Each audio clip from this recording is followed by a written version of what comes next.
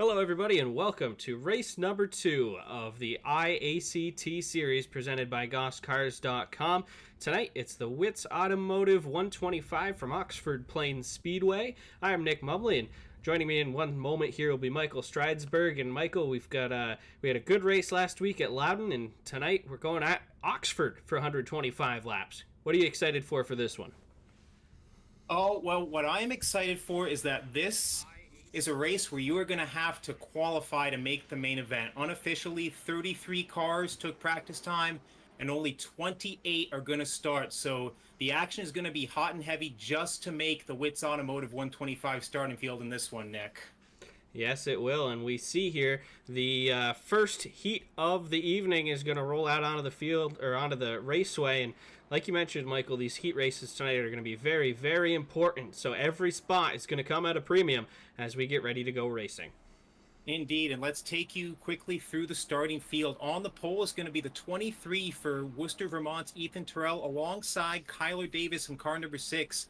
JJ Goodboo, the 92, first time out this season, will go inside of row number 2. Alongside him, the 78 for Flying Ryan Nolan. Then we have the 8 for Richie Murray down in Rhode Island making his season debut. The 45 is Brian Hoare in some new livery this week, and riding shotgun car number 24 from Quebec is Remy Perreault.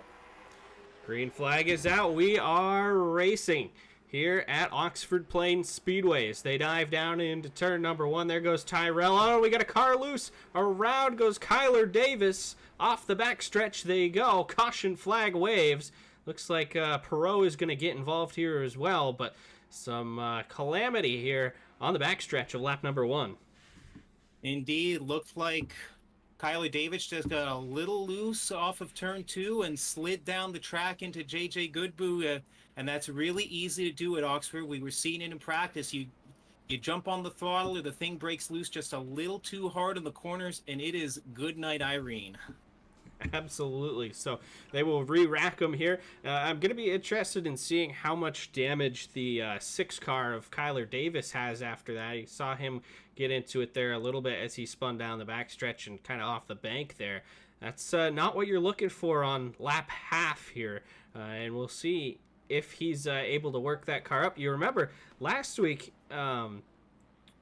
Kyler was right up there in the feature making noise in the big race. And now, obviously, he's going to be trying to pedal that number 6 car into the show here after spinning out here. He's got 9 laps in this heat race, but, it's going to be a long climb back. He's going to have to make some moves. Indeed, and 5 are going to qualify from each heat race. Unofficially, 5 heat races. Top 5 will go to the main event, and then we're going to have a creature feature to get the last car or 2 into the field. And you can see, looking at these cars as they circle under caution, some damage to the right front of the 92 JJ Goodboo, some almost matching damage to the left front of Kyler Davis. Remains to be seen just how much, if at all, though, it will affect the handling on a track like Oxford, as looks like we're doubling up and getting ready to go back racing.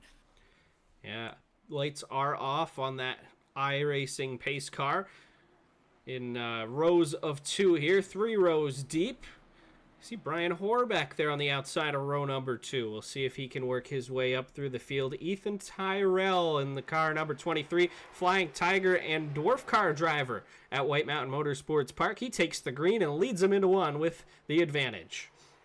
Inside line gets the break on the restart as the 8 of Richie Murray follows through into 2nd. Goodboo looks like he's going to slide it back down in 3rd, and the battle is side by side for 4th. Kyler Davis on the inside, and the 45X this week of Brian Hoare up top. It's going to be interesting to see which line is dominant, especially as these races and the feature eventually tonight gets going. Will the outside be the place to be? Will the inside be the place to be? Oxford is always changing. That's what makes it so difficult to race, and I think part of what will go into winning this race tonight will be keeping up with the racetrack and what line is dominant. Indeed, and that can change a little bit over the course. I mean, we don't expect to change much here in the heat races, but over 125 laps as rubber builds up, as marble builds up, We will see what happens. But in this one, time is winding down, less than 3 to go, and Richie Murray is trying to make one bid to the inside of Terrell for the lead. Yeah, you see the 23 running a little bit high there, maybe trying to work in that outside lane, but Richie Murray has closed that gap. Now Murray's going to shoot to the top side, make a run there on Tyrell in the 23. He's going to try a little bit here off of the second corner and pull it back in. Trying to get some ground. You kind of have to pedal that car up there on the top side to get it to work. And meanwhile, Goodboo is going to work his way in there in third as we hit the white flag. Final time down the back straightaway. One last shot for Richie Murray on the outside. But at the line, it is going to be Ethan Tyrell by half a car length, your winner in Heat 1. Murray in second, JJ Goodboo, Brian Hoare, and Kyler Davis unofficially gets the final qualifying spot in Heat number 1. Yeah, so Davis does end up making the show, as did Brian Hoare there. And Michael, I mean, you saw that. How long did that heat race last? What, 5-6 minutes? I mean, with a caution flag, these laps are going to tick off really quick. In these heat races, you are not going to have a lot of time to improve your position. So, you know, keeping the car clean and making things happen is going to be really important here. You know, in a quick period of time. You don't have a lot of time to play around. Indeed, you know, 15 laps in these heat races, 12 laps actually looks like, excuse me the correction, and you know, running 15, 16 seconds a lap, they're over in a few minutes. So you blink your eyes basically, and it's over as heat number 2 is now rolling out onto the speedway. We'll take you through the starting lineup quickly. On the pole is the 19 of Michael Bennett alongside the 9 for the first time out this year of Jason Ricker. The 16 of Logan Powers will go inside of row number 2 and alongside the 31, the Uppa Baby Strollers machine for Trent Goodrow. Eric Steele, another first time outer this year, will go inside row number 3. Then the 43 of Kyler Willis, and riding shotgun, the GM Goodwrench Plus number 14 for Ty Delphia. Delphia is going to try to make his way up through. It's again 5 cars qualifying, so we'll be keeping an eye on the back of the pack as well as the front of the pack as Bennett and Ricker get set to take us to green here. Should be fun here in heat number 2. Logan Powers wearing number 16 tonight. A little bit different than what we normally see, but we will see what happens. Green flag is out. Heat number 2 underway here at Oxford. Indeed, a couple of drivers changing up the numbers, changing up the livery to see if it helps them. But right now, the guy who doesn't need any help is Jason Ricker in car number 9 as you see him shooting out to a big lead. The battle right now is for second. Bennett has it in the 19, but Kyle Willis in the 43 was looking 3 wide there. And you don't want to get too aggressive here, but you got to make things happen with not a lot of time to get things done in these heat races. Making the show is one thing, but you're going to want to start up towards the front to avoid any potential calamity here as we see some problems with Bennett. He gets off the pace, and we're going to stay green here. That dragged Kyle Willis all the way to the back here, so that could be a huge problem.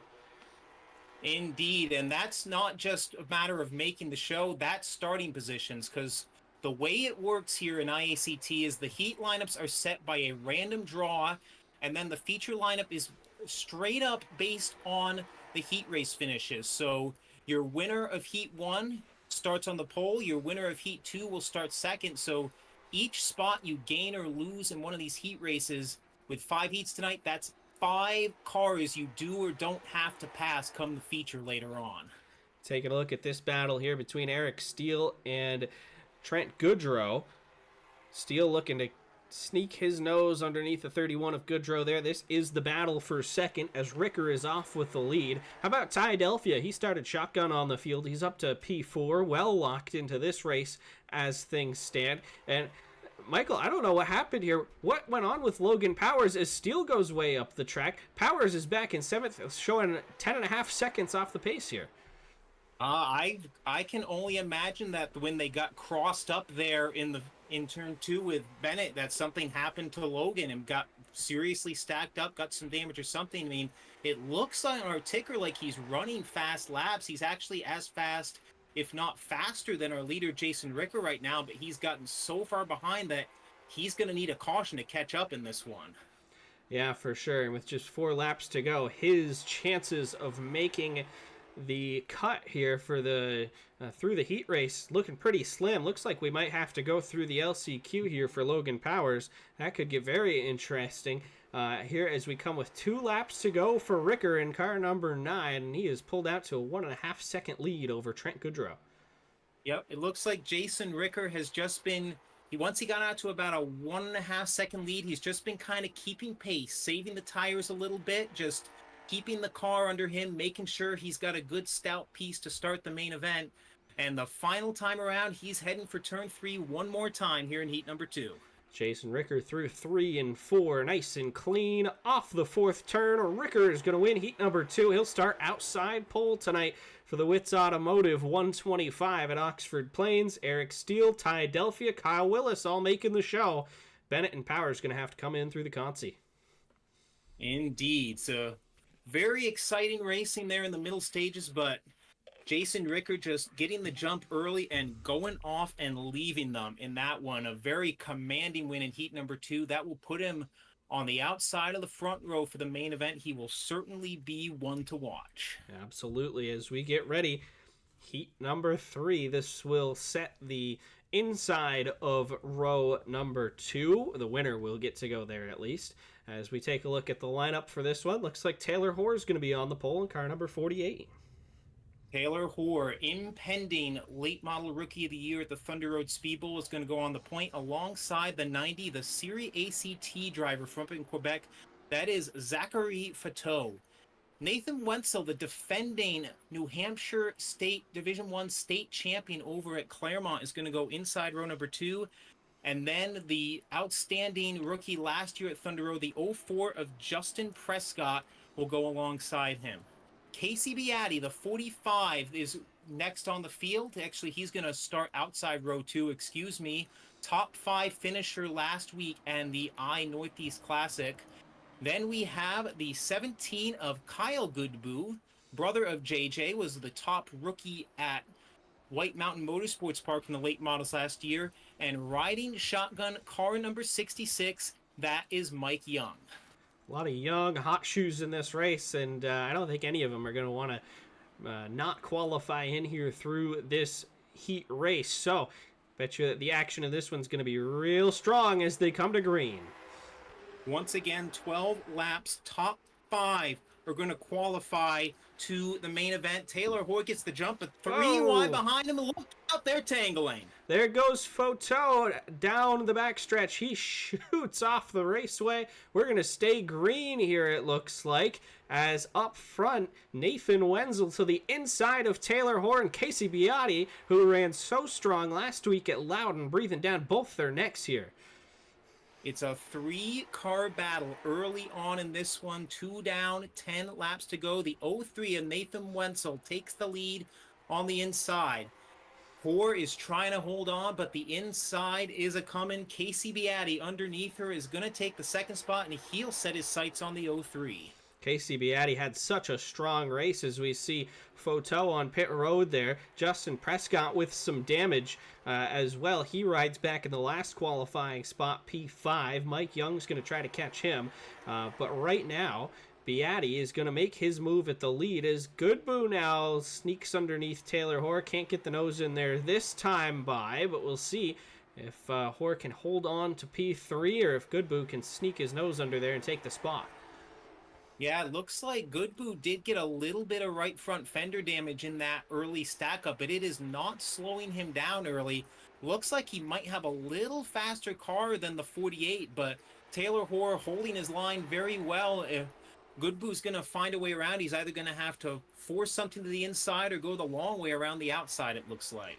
And you got to weigh the risks at this point, right? If you're Goodboo, I mean, you're locked into the show right now in P4. Is it going to be the best starting spot? No, but you've also got to try to make something happen here. But you don't want to lose your qualifying spot at the same time. So we'll see how that goes. As Beatty still battling for the lead here, trying to find a lane, maybe to the outside of Wenzel. He pops himself up there and now tucks back in second. Indeed, the 45 of Beatty, he's a veteran of the iRacing world. He understands also the risk versus reward, might have a slight faster car, but is not forcing the issue yet.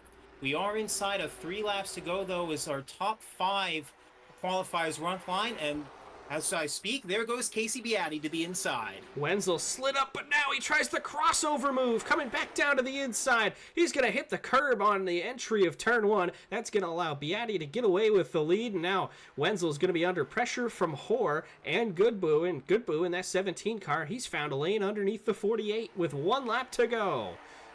Final lap, they're all qualified, but somebody might need to tell them with how hard they're going at it. Beatty is in the best spot, though, which is out in front, and he's going to come down here and take the win here in heat number 3.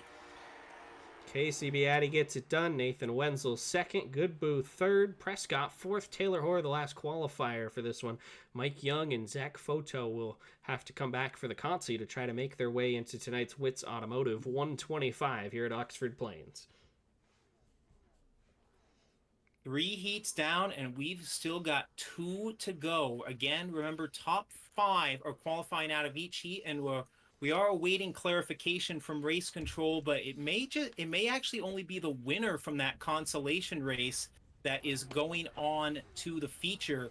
So a lot of pressure, 2 more heats left. Let's meet the starting field for heat number 4, qualifying for the Whits Automotive 125 in the GossCars.com iACT series. Joel Hodgson, the 36, you can see is on your front row. 69, Aiden Young is scheduled to go second, still waiting for him to make the call. You can see that spot blank. The 22 of Dylan Zulo is 16Z, rather, as the numbers sometimes appear differently in timing than they do on the screen. The 16Z of Zulo will start in second, and you can see the 4 of Reese Bogue, outstanding run at virtual New Hampshire Motor Speedway last week, pulling up as it appears the 69 of Young is not going to make the call for Heat 4. Disastrous for that 69 team. Yeah, that's a tough break for them. Got to wonder what happened. Maybe a loss of internet connection or something there for Aiden Young, but to go from the outside pole to now a guaranteed spot in the Consi, not what you're looking for here, but it will work out for Reese Bogue and Bob Eldred. We're going to get to jump up to the outside here and move up an entire lane, and when there's only 6-7 cars in a heat race, that's a pretty big difference. Indeed, and Bob Eldred, already a strong iRacer, finished third in the Fred Vance Trucking 50 last week, strong all day. He's now going to start fourth. You can see rounding out the field, the 38 for Tyler Cahoon, the veteran campaigner at Thunder Road and White Mountain, and riding shotgun, that is Andrew Hill in car number 77. Tyler Cahoon announcing his intentions to run a full-time schedule at White Mountain next year with his father, Stacy. So that's going to be a lot of fun to watch. Going to make the late model races at White Mountain that much better for a track that already puts on tremendous late model racing here as we get ready to go green. Green is out, and on the outside, the 4 of Reese Bogue leads lap 1 by a nose, but Joel Hodgson is hanging tough on the inside of that 36. They go 2 by 2 all the way through the field early in this one. Oh, we got a spin out back. Spinner off of into turn number 3. That's Andrew Hill. And the caution is going to come out for the 77 as he gets it rolling. 38, Tyler Cahoon, you can see was involved as well. Some damage on the nose and the right side of that 38 machine. Yeah, tough break there. So they come around. It looks like they were battling for 6th place on the racetrack. That's those guys are going to be out of the running, and it looks like is the 69 of Aiden Young out on the track now? It looks like he might be. He's up in 5th. It's showing. So maybe he was able to just barely make the call. Indeed, and that's a better late than never situation for the 69, able to jump in just in time. Did have to start at the rear, but that's better than not starting at all, right, Nick? Yeah, and the spin in front of him puts him in 5th place, so that puts him into the show here tonight. So, it could have been a lot better, but it could also be a lot worse for Aiden Young here. It's the mini stock driver at White Mountain makes his way onto the field here. Back up front, how about Reese Bogue, Michael? I mean, he was supposed to start 4th place. He gets to jump up top on the initial start of this thing, and now he's taken off. He's got the lead as they go to the restart here. Indeed, the 4 of Reese Bogue ran in the top 10 pretty much all race long last week at Virtual New Hampshire Motor Speedway. And strong early in this one, Dylan Zulo, the 16Z, taking second. And here comes Aiden Young on the inside from barely making the call, is now taking over 3rd from Joel Hodgson. Joel Hodgson sliding backwards on the inside line there. Some contact. Keep it out of the wall, guys. Joel's going to lose a lot of spots there. Aiden Young's going to lose some as well, as now that battle becomes a little bit tighter there, as we see Hill in the 77 is currently the last car qualified. It's going to be Joel Hodgson and Tyler Cahoon currently sitting outside of the top 5. And looking ahead, the beneficiary of that contact was the 13 of Bob Eldred, able to sneak through on the inside. Troubling 4 as the 77 of Andrew Hill into the wall. My goodness, we're glad that was a virtual hit. That would have been incredibly painful if that was in real life. But, man, tough break for Andrew Hill. 2nd time that he has spun today. This one, some pretty hard contact. Green flag going to stay out, though, after the contact between Hill and Aiden Young. That's going to knock Hill back to 6th place, as both Cahoon and Hodgson got through and put themselves into qualifying position. How about that? Indeed. And final lap now. We're looking at Reese Young. The battle's going to be for that final qualifying spot, as Hodgson will try to hold off Young. Checker flag is coming out. The 4 of Reese Bogue is going to win heat number 1. Zulo in 2nd, Bob Eldred, Tyler Cahoon, and Joel Hodgson is going to get the final transfer spot. Aiden Young in the 69, a wild up and down race, and it is going to end up with him in the last chance Consi. Michael, it looks like you're in this heat race. Yeah. I wonder how that happened. How do you think that would go? I mean, considering I have a virtual steering wheel in front of me, I don't think it would go very well. Well, that's the way it goes sometimes. So it looks like our race admin is listed in this heat race as well. So we'll see how things end up here and ultimately sort out. Nick, spoiler, I'm not going to make the call. You're not? Okay. Well, that's good to know. I would assume judge and jury, who is our admin for the night, he makes all the calls with the bird's eye view, calls all the caution flags, and gives out all the penalties and stuff. I assume he's not going to make the call either, so that would make our pole sitter the 7 or maybe the 6 car of Grattan. Indeed, and that means also it's going to be a 5-car heat race because of how iRacing randomly drew both our judge and jury and me into the same heat race. Those are the breaks sometime, unfortunately, and it looks like on the pole, pulling up on the inside is going to be the 64 for the veteran Thunder Road Flying Tiger campaigner of Jason Pelkey out of Barrie, Vermont. The 7 of Felix Grattan will go outside him in row number 1. Then it's last week's winner of the Fred Vance Trucking 50, PJ Evans, go inside row number 2. Alongside him, the 15, we are told that is Stephen Hodgson racing tonight out of the Hodgson camp, and riding shotgun first time out for the man who finished runner-up in last year's ACT Tour points. That is the 47 of Gabe Brown out of Center Conway, New Hampshire. This should be a fun heat race to watch with Evans and Brown down there on the inside. PJ Evans, your winner last week. Gabe Brown, he's just as much fun to watch in iRacing as he is in real life. So here they come to green.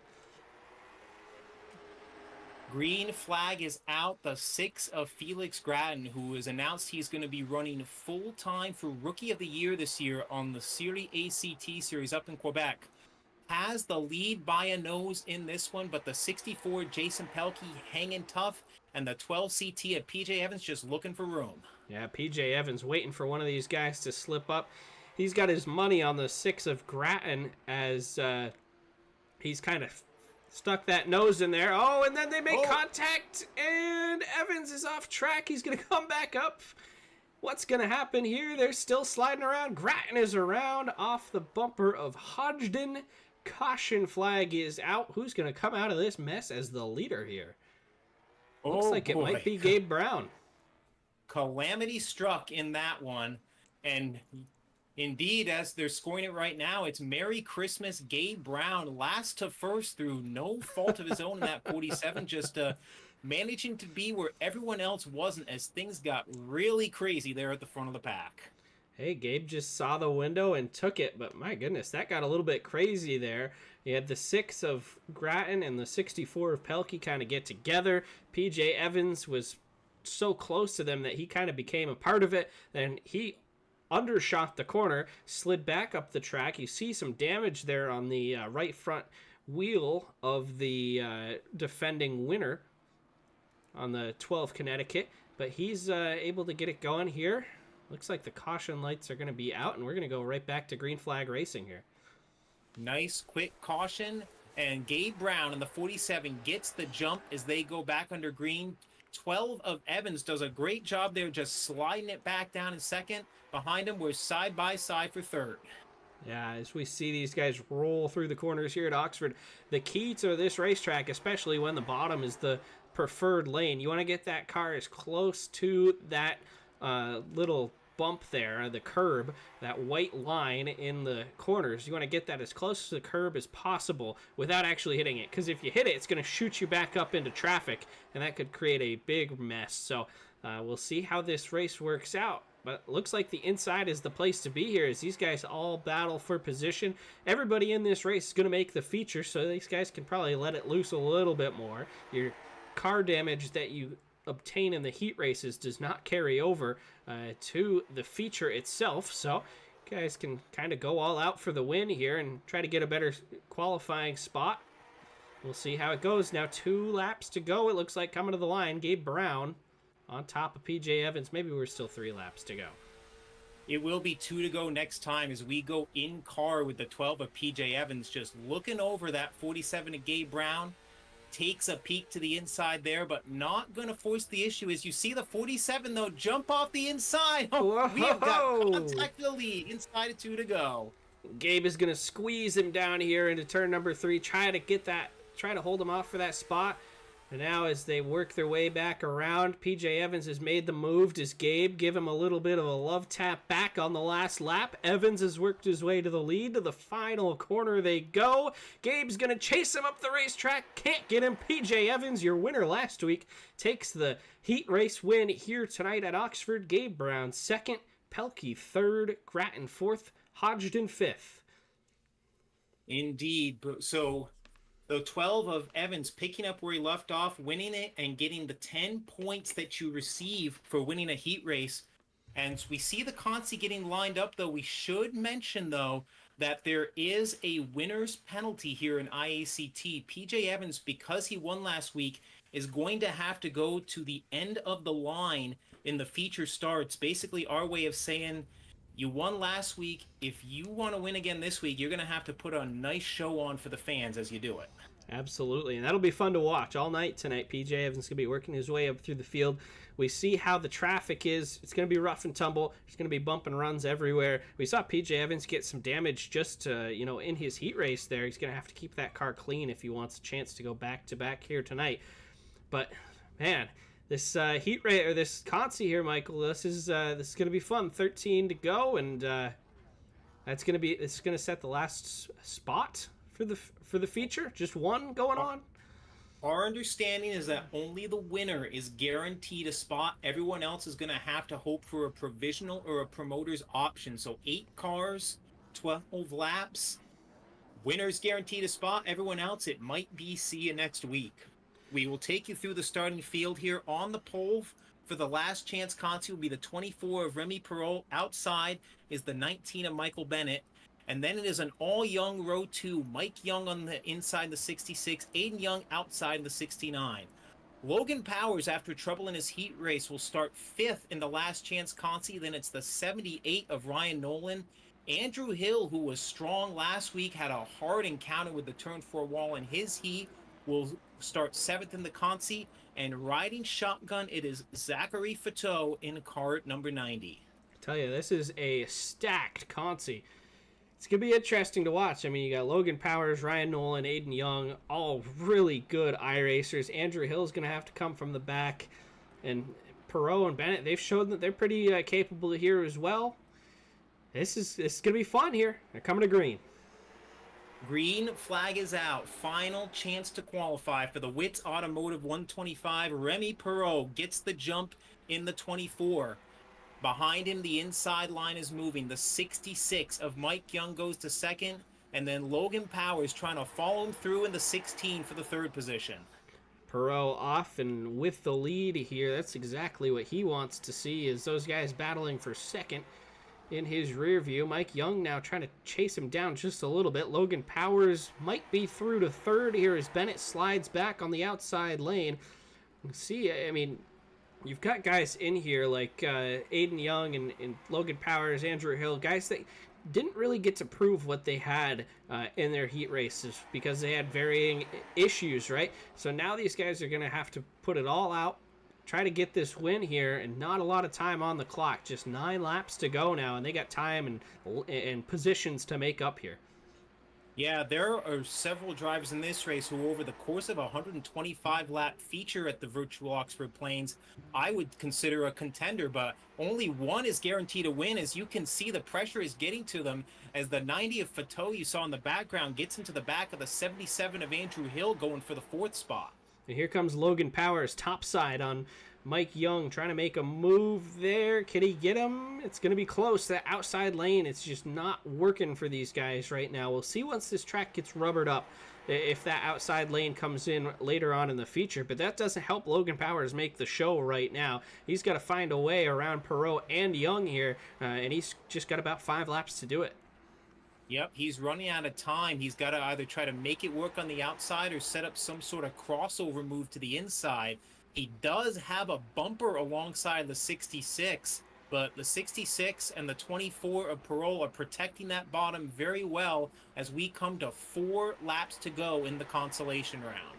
And Young and Perot haven't really driven away. I mean, if anything, Perot has kind of backed himself up to the front bumper of the 66 of Mike Young there. These guys, this is going to be a tight finish here. Nobody's going to run away with this race. And I tell you, if somebody is within bumper shot at the end of this, of making their way into the race, I don't think anybody here is going to hesitate to put the bumper to the back of somebody trying to make a move to get into the feature here tonight.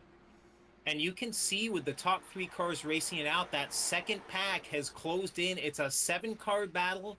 Inside of 2 to go, and again, only the winner is guaranteed a spot in the Whits Automotive 125. Nick, they're coming to take the white flag. White flag is out. It is Perot on top. Logan Powers makes his move once again to the top side, looking to get around Mike Young. What's going to happen here? Young gets a little bit loose off the corner. That's good for Perot. He is going to come around. He's going to take the checkered flag, and Perot will be in the show. Logan Powers sneaks up to second. And Mike Young falls back to third at the finish. What a race that one was to get into the final lap, to get into the show here tonight for the Whits Automotive 125 at Oxford. Indeed. We are now going to have a 5-minute warm-up session, 5-minute final practice before the Whits Automotive 125. And you can see cars are starting to roll out onto the track here. The 13 of Bob Eldred, the 4 of Reese Bogue. 5 more minutes to get the feel of the car, but not get the feel of the setup, because as you know, Nick, we have someone providing all of our setups for the GossCars.com iACT winter warm-up this year. Yeah, absolutely. Ryan Kuhn, of course, longtime ACT competitor, number 72. You probably, if you've seen an ACT race, you've probably seen him buzzing around there. Not too bad of a race car driver, former past champion himself. He also owns Ryan Kuhn setup shop, or RKM Motorsports setup shop. Ryan is the best iRacer that I've ever seen, hands down. I would say for the New England region, he is the best out there.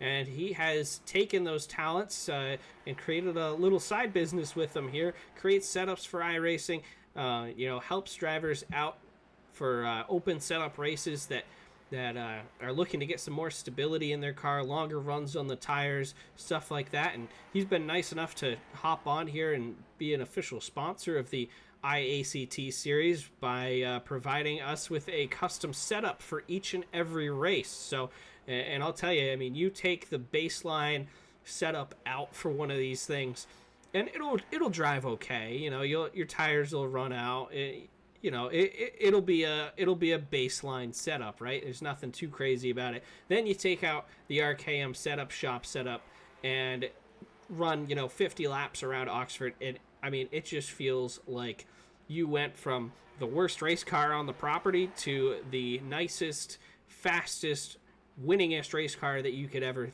think of. Like, the cars drive like a dream, and it's all because of the RKM setup shop. So thank you to them for hopping on and providing us with setups here to make this racing really, really fun to watch here tonight and all season long. Well, Nick, you say he was nice enough to help out, but I think he was actually given a choice. He was given a choice. Either you can be nice and provide setups to the series, or you can run the series, but you got to start every race 2 laps down to make it fair. I remember when I had the Inside Groove iRacing Challenge a few years back. Ryan Kuhn would run. He'd win every race. We'd try to put him at the back. We'd try to have him start a lap down. He'd still win the race. I mean, that's how good he is. So yeah, it's probably a good thing for competition that Ryan's not here. I mean, he is. When I say he's a good iRacer, like, he could probably make it work professionally. And you got to be pretty good for that, for a service that has millions of people on it. So yeah, I think he made a good call here, getting a chance to promote the business here in the iACT series. Indeed, and as we're about 90 seconds remaining in this final practice, if you've been watching, you can see some cars backing up onto light poles and other fun stuff happening in the warm-up. But we will also remind you, this is the GossCars.com iACT Winter Warm-Up Series. GossCars.com, that is Goss, Dodge, Chrysler, Ram, Jeep, Fiat of South Burlington, Vermont, and Goss Chevrolet of Champlain, New York. They have been serving the northwestern Vermont and the Champlain region for decades, helping people find whatever car they're looking for. Visit them at GossCars.com. Pop into one of their locations Monday through Saturday. They've got a great staff ready to help you find the right new car, used car, pre-owned car. They've got a full service department. They can do whatever is needed to help you find the Goss, Chrysler, Ram, Jeep, Fiat, or Chevrolet that you've been dreaming of. Absolutely. And if you've been listening or watching or looking at the top left corner of our scoreboard, you know that tonight's race at Oxford Plains Speedway is the Whits Automotive 125. And a lot of you might be wondering, what is Whits Automotive? I haven't heard of that before. That's because it's a brand new automotive shop started by a great friend to the Thunder Road ACT community, Tyler Whittemore, a longtime street stock competitor over at Thunder Road. He started up his own shop up here in Barrie. So if you need any work done on your car, you live in the central Vermont area, go give him a call. You can see the phone number there on the top right corner of our screen, 802-249-4123. Tyler Whittemore. He we've seen him throughout the years, Michael. I don't think there's anybody questioning his confidence in being able to fix up some cars. Oh, no, indeed. I mean, you see some of the cars he's raced at Thunder Road, and look, he's known for taking these cars that are, maybe not so great and turning them into cars that are consistent contenders to win week out, in and week out. So if he can do that to his race car, imagine what he can do for your street car. So if you're in the central Vermont area, the best thing that you can do is go up to the Williston from Burlington, Vermont, or the Champlain, New York area, buy your car from Goss, and then come back to where you live in Central Vermont and get it serviced every time at Whits Automotive. Hey, there you go. We've got you all figured out here with your car needs. Indeed, Anyway. And we have the field on the track now for the Whits Automotive 125. We are going to take you quickly through the field, and it looks like we're going to have a 30-car starting field. It looks like the the promoter, the judge and jury, the Goss cars, everyone has taken, a little pity on a few cars and let 30 start the race tonight. So we'll take you very quickly through the field as they get going. The 23, Ethan Tyrell, will be on the pole alongside the 9 of Jason Ricker, Reese Bogue in the 4, the 45, Casey Beatty. 8 is Richie Murray, the 31, Trent Gerdrow, Nathan Wenzel in the 03, and the 16Z of Dylan Zulo. JJ Goodboo, the 92, the 47, Gabe Brown, 17, Kyle Goodboo, 32, Eric Steele, 64, Jason Pelkey, the 45X of Brian Hoare, and we are getting ready to go green, Nick. We almost got all the way through. That was impressive. That was, you got rattling some names off there. Green flag is out for the Whits Automotive 125. Ethan Tyrell is your pole sitter, and he rolls it off of turn number 2 and into the lead as Casey Beatty makes the charge now down to the inside. Oh, and we're wrecking in 3. Caution flag is out for the first time. Oh, my goodness. We saw Nathan Wenzel got turned, and Gabe Brown has gotten a piece. JJ Goodboo's got a piece. Calamity erupts coming out of turn 4 for the first time, and that's going to put us under the caution on lap 2 of the Whits Automotive 125. You see the 17 of Kyle Goodboo's got some damage. Several cars involved in this one early. We cut to that, and Nathan Wenzel, or Gabe Brown, was underneath Nathan Wenzel's car in turn number 3. So, yeah, some slight calamity here on lap number 1. Looks like everybody got it back going. Everybody's on 4 wheels, so yeah, that's good enough. Indeed. We do see some cars in the pits. We see on our ticker, we see Jason Pelkey, the 64s in the pits. The 92 of JJ Goodboo is in the pits already. Some crazy action early on in this one as we look. We're going to slowly make our way to the front of the field, and officially our leader is still the 23 of Tyrell, and you can see that unlike last week at New Hampshire, where it was only a 50-lap race and cautions did not count, with 125 laps on the docket tonight, caution laps are going to count until the final stages of the race. A decision that was made just because we got a lot of laps here. We don't want to come up against time limits, so the best thing we can do to keep the program moving along for our fans. Absolutely, and hopefully, fingers crossed, unlike the early stages of the race at Loudon last week, we will get some green flag runs in here. But, I mean, yeah, with a lot of cars on the racetrack, not a lot of room to get yourself going. And when there is problems, as you saw in that one, it can get out of hand pretty quickly here. So the lights are down on the pace car. Tyrell and the 9 of Jason Ricker. 9 of Ricker getting us going as we get back racing here on lap number 6. And you can see Jason Ricker has the Oxford 250 logo on the hood of his number 9. That is one of 2 times that the real ACT Tour will be at Oxford this year. The April 28th, they'll be there for the Pine Tree State 125, part of an event with past super late models, past modifieds, the Little Webb's 350 Super Series, and August 24th, the night before the 250. In the meantime, we are side by side on the racetrack. The battle right now is for 3rd, the 45 Beatty and the 4 of Reese Bogue. As they come back around, Tyrell has taken the lead with Ricker running in 2nd. Reese Bogue on the top side. We saw the outside lane. A lot of guys were trying to use it. Nobody could really get it to work all that well in the heat races. But like I mentioned, I think as this race goes on, get more cars running up there, might be able to get some grip on that top side lane. But Bogue, we saw him run in the top 5 all day long at Loudon.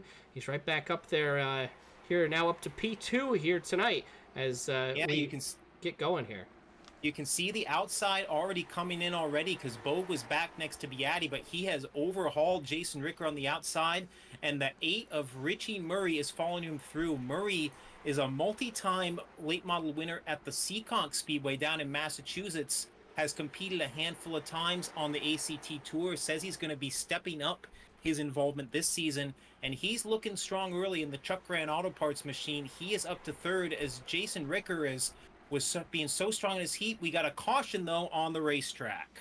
Caution flag is out. 2nd yellow flag period of the evening here on lap number 9.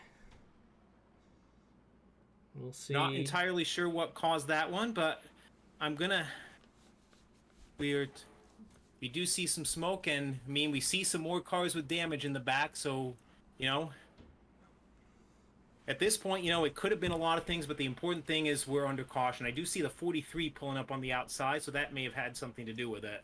And you see PJ Evans there in the 12. He's already got some damage on the right front of that machine. It's possible Indeed. that he's been involved in one of these first two cautions, and that's what we talked about. Making the winner from the prior week come from the back creates some real challenge for last week's winner, and there he is, some damage on the right front of the 12 Connecticut for PJ Evans. Especially at a track as tight as Oxford, when you go to a wide space, from a wide spacious 1 mile track like New Hampshire to a tight 3/8 mile track at Oxford with 30 cars on the track. I mean, when trouble erupts, you've got nowhere to hide. See, our ticker over here is trying to make sense of what's going on. Yes, I've noticed this with the ticker is that as cars pit under caution, it had, the cautions, it has a little trouble with, but the fortunate thing is it works well in the green, and that is what counts. Yeah, you that's can see all the that's important. Yep, you can see the 64 of Jason Pelkey on pit road, and you can see the field doubling up, getting ready to go back green. The 23 of Ethan Terrell is still our leader, but we'll have to watch that 4 of Reese Bogue on the outside, who was looking strong before the caution came out. Yeah, Tyrell has led every lap so far, and he's gotten away with the lead pretty easily off the restarts. We'll see how it works here with Bogue as they come to green. Bogue, again, can't get the jump.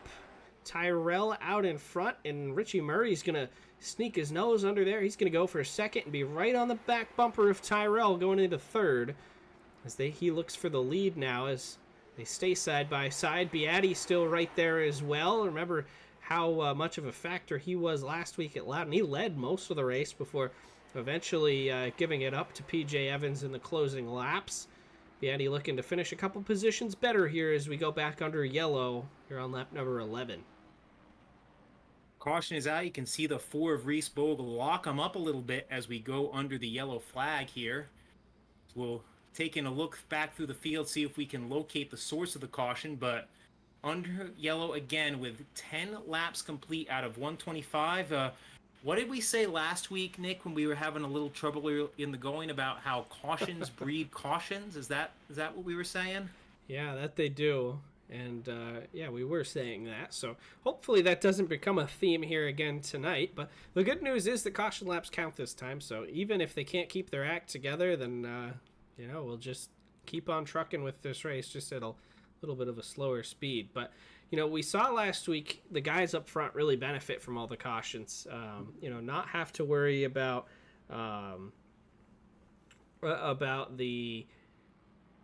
the cars behind them making moves, not have to worry about putting laps on their tires. I mean, we saw the guys up front run the entire race without coming in to change tires. So that was a huge benefit for the guys in the top 10 or so. And we'll see if that guys like Ethan Tyrell, who wasn't racing with us last week, we'll see. I mean, if he can continue to stay up front here with all these cautions, hey, that'll work out for him. Indeed. And we will follow up. We are trying to get clarification from race control on whether caution laps are being counted after we gave that whole spiel. We will keep you posted. For now, we're going to trust the ticker, and the ticker says there are 11 laps complete, and we are doubling up, getting ready to go back racing. The 23 of Ethan Terrell has led every step of the way, but he's going to have a new dancing partner on the outside this time. The 8 of Richie Murray, a last-minute entry, but is looking strong early on as we get ready to go back green. Yeah, I really think that you want to be, the way that Tyrell's gotten these restarts, I think you want to be on the inside. Because as you see here, as they get going again, Bogue is going to slide himself almost instantly underneath the 8 car. Murray, though, able to keep it going. Oh, and we're yellow again. Somebody must have stacked up on the restart. Indeed. Oh, and we do see the 03 of Nathan Wenzel now has damage on the left front, and it's a cautions breed caution, Nick. What did we tell you?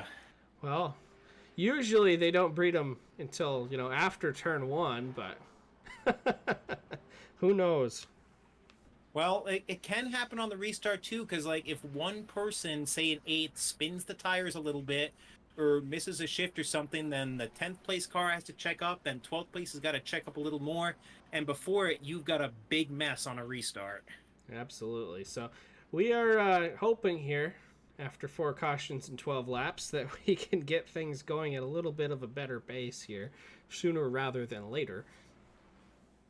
But Indeed, we will see taking what a look at a happens. few take a look at a few cars during this caution. You can see the 47 of Gabe Brown is definitely looking worse for wear in that machine, but we check out in on a few other cars. We can see the 6 of Kyler Davis, a top finisher from last week, still trying to work his way through the field, but they've got a lot of time at this point. We're only about 10% of the way through the race.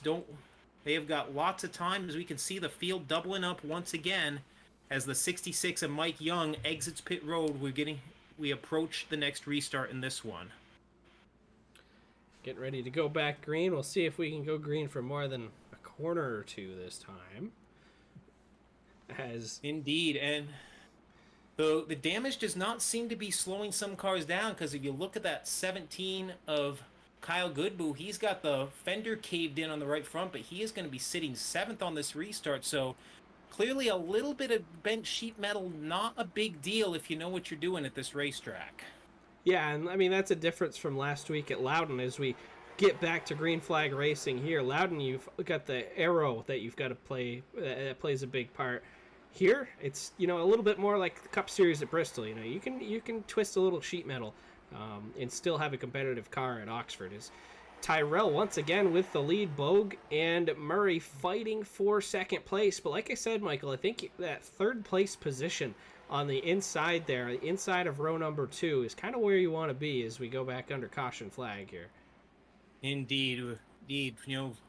Unfortunately, run into problems again on the restart. We're not entirely sure what happened in the back of the pack, but back under caution on lap 14 of the Whits Automotive 125. I mean, I hope we don't end up having to go to single file restarts like we did last week, in part because it's unfortunate, and in part because there's a lot less room at Oxford to make that work, isn't there? Yeah, absolutely. That's what we, that's what makes things difficult. Is everybody's gunning for a little bit tighter real estate. It's not as fast paced as Loudon was, but with the field with just the amount of asphalt so much smaller, things happen a lot faster, and people can get into each other that way. Well, we got a moment. Let's take you quickly through the top 10 under caution. The 23 of Ethan Terrell has led it every step of the way. As we start doubling up, the 4 of Reese Bogue runs in second. The 8 of Richie Murray runs in third after that restart. The 4th goes to the 45 of Casey Beatty. Jason Ricker in car number 9 is in 5th. The 31 Trent Goodrow runs at 6th. And we have the 17 of Kyle Goodboe, 13 Bob Eldred, 16 Z Dylan Zulo, and the 38 of Tyler Cahoon rounding out your top 10 as we get ready to turn them loose once again. Back under green flag conditions we go. We'll see if we can make it last a little bit longer this time. Much better restart from Reese Bogue in the 4 car there on the outside. They've gotten a good amount of practice at these restarts here over the last little bit, as Bogue jumping on the outside lane, trying to make something happen, and we're under caution. Caution is back out. The caution is back out, but the 4 of Reese Bogue may have had the lead that time by a whisker. We will await the official word from scoring, but the 4 of Bogue's definitely got a really good restart that time. We saw him moving on the outside earlier and showing again that it could be a factor before the night is over. Caution flag waving once again. We'll see. It might be single file restart time here. That seemed to work last week, didn't it? Yeah, we did one single file restart, and then we got a whole bunch of green flag laps in without any trouble. It's kind of funny how that works out sometimes, but we will see what the word is when they actually get ready to go back racing here. Absolutely. As Tyrell has led the entire way in that white and orange number 23. Looks like we might give it one more try here, double file. With Reese Bogue topside, Richie Murray in third. Casey Beatty's still sitting there in fourth. I mean, he just hasn't had time to make a real play at the lead here. The field bunched back up, and we're racing again. At this point, you don't even really know if you have a good long run car because we haven't. The longest green flag we've had is about 7 laps, and you just haven't had time to see how the car settles in over a long run. But in the meantime, we are still side by side at the front. The 23 of Terrell and the 4 of Reese Bogue giving it all he's got on the top side. Bogue trying to pedal that thing. Look at him drive it almost all the way to the dirt off of the second turn. Now he's going to cut it back close to Tyrell and put it almost off into the turn into the front stretch wall. But look at it. It's working for him. He's able to keep that car there. That big circular motion around the racetrack, keeping Reese Bogue up on the top side right now. He's kind of able to pedal that thing to keep it close to Tyrell and continue to battle for the lead. I mean, these guys know, especially as long as we continue to stay double file for the restarts, that lead is really important because Tyrell, once he's had it and he's been able to drive away with the lead every single time. Caution flag back out. Unfortunately, the caution, back out. What I was just going to say is the hidden factor in that side-by-side battle, I thought, was the 8 of Richie Murray, because you could see the 8 of Murray kind of peek into the inside of Terrell going into the corners, and that was forcing Terrell to do a whole offense-defense thing. He couldn't put his full focus onto getting the drive away from Bogue because he was also having to defend that line and hold off of Murray, and that, how good a restart you get can really influence just how you approach the laps from there. Yeah, absolutely. It's, this is the early parts of this race have been all about, positioning yourself for the next restart, as crazy as that is. Trying to get a jump and gain positions that way, because these guys have only had a few laps every time to make something happen. So who knows what we're going to see for the final 124 laps of this thing. I think, as this field continues to work itself out, I mean, you look at this, look at all the cars that have fallen out of this race already with all the crashes. I mean, yep. And you could see some cars on pit road there, the 14 of Ty Delphi and others, just whether involved in crashes or whether they're just trying to find something, anything to make it work and bust out of this pack. Absolutely. So, the more cars that fall out of this, then, the better chances we'll have of, getting guys in here that are going to keep it clean and keep things running smoothly. Yep, you can see the 04 of Justin Prescott there on pit road as well. And one interesting thing I notice here is that most drivers are keeping the car on the inside during the caution, but Reese Bogue is just riding all the way around the outside rim in the caution. I mean, Nick, what do you suppose the reason for that might be? Because I genuinely don't know. Yeah, I don't know. I mean, you'd think that the tires would just get dirty up there, but maybe he's got something up in the, stored that we don't quite know about. So who knows what's going to happen. But Bogue's, he's made an interesting charge over the last couple of restarts. Well, I do remember it had to have been, I think, 3 years ago, maybe 4 years ago at Oxford at one point, where one car, and it was the guy driving the Bobby Weber car, and I'm totally blanking on his name, and I apologize. Brian Kruschek is his name, but he was literally making it work all the way around that outer rim, and maybe Bogue is trying to set something like that up later as we are back under the green. Back to green flag racing we go. And we're single file this time, and that didn't really do anything. We're back under caution almost instantly. Indeed. Oh, my goodness. Man. And we see Logan Powers, who got in on the promoter's option with a lot of damage to that 16 car under this caution. Yeah, I would not want to be anybody riding around in the back at this point in the race. I don't think there's going to be anybody back there that doesn't have a bunch of damage on them. Oh gosh, I mean, I hate to pull something like this, but I mean, they did run the Daytona 500 today, and with about 8 laps left in the race, suddenly a whole bunch of the field ended up looking like this. So you'd rather have it happen with 8 to go rather than 22 laps into the thing. Yeah, I know the guys that were crashed on lap 6 of the Daytona 500 today were none too happy about that. So I can remember that as well.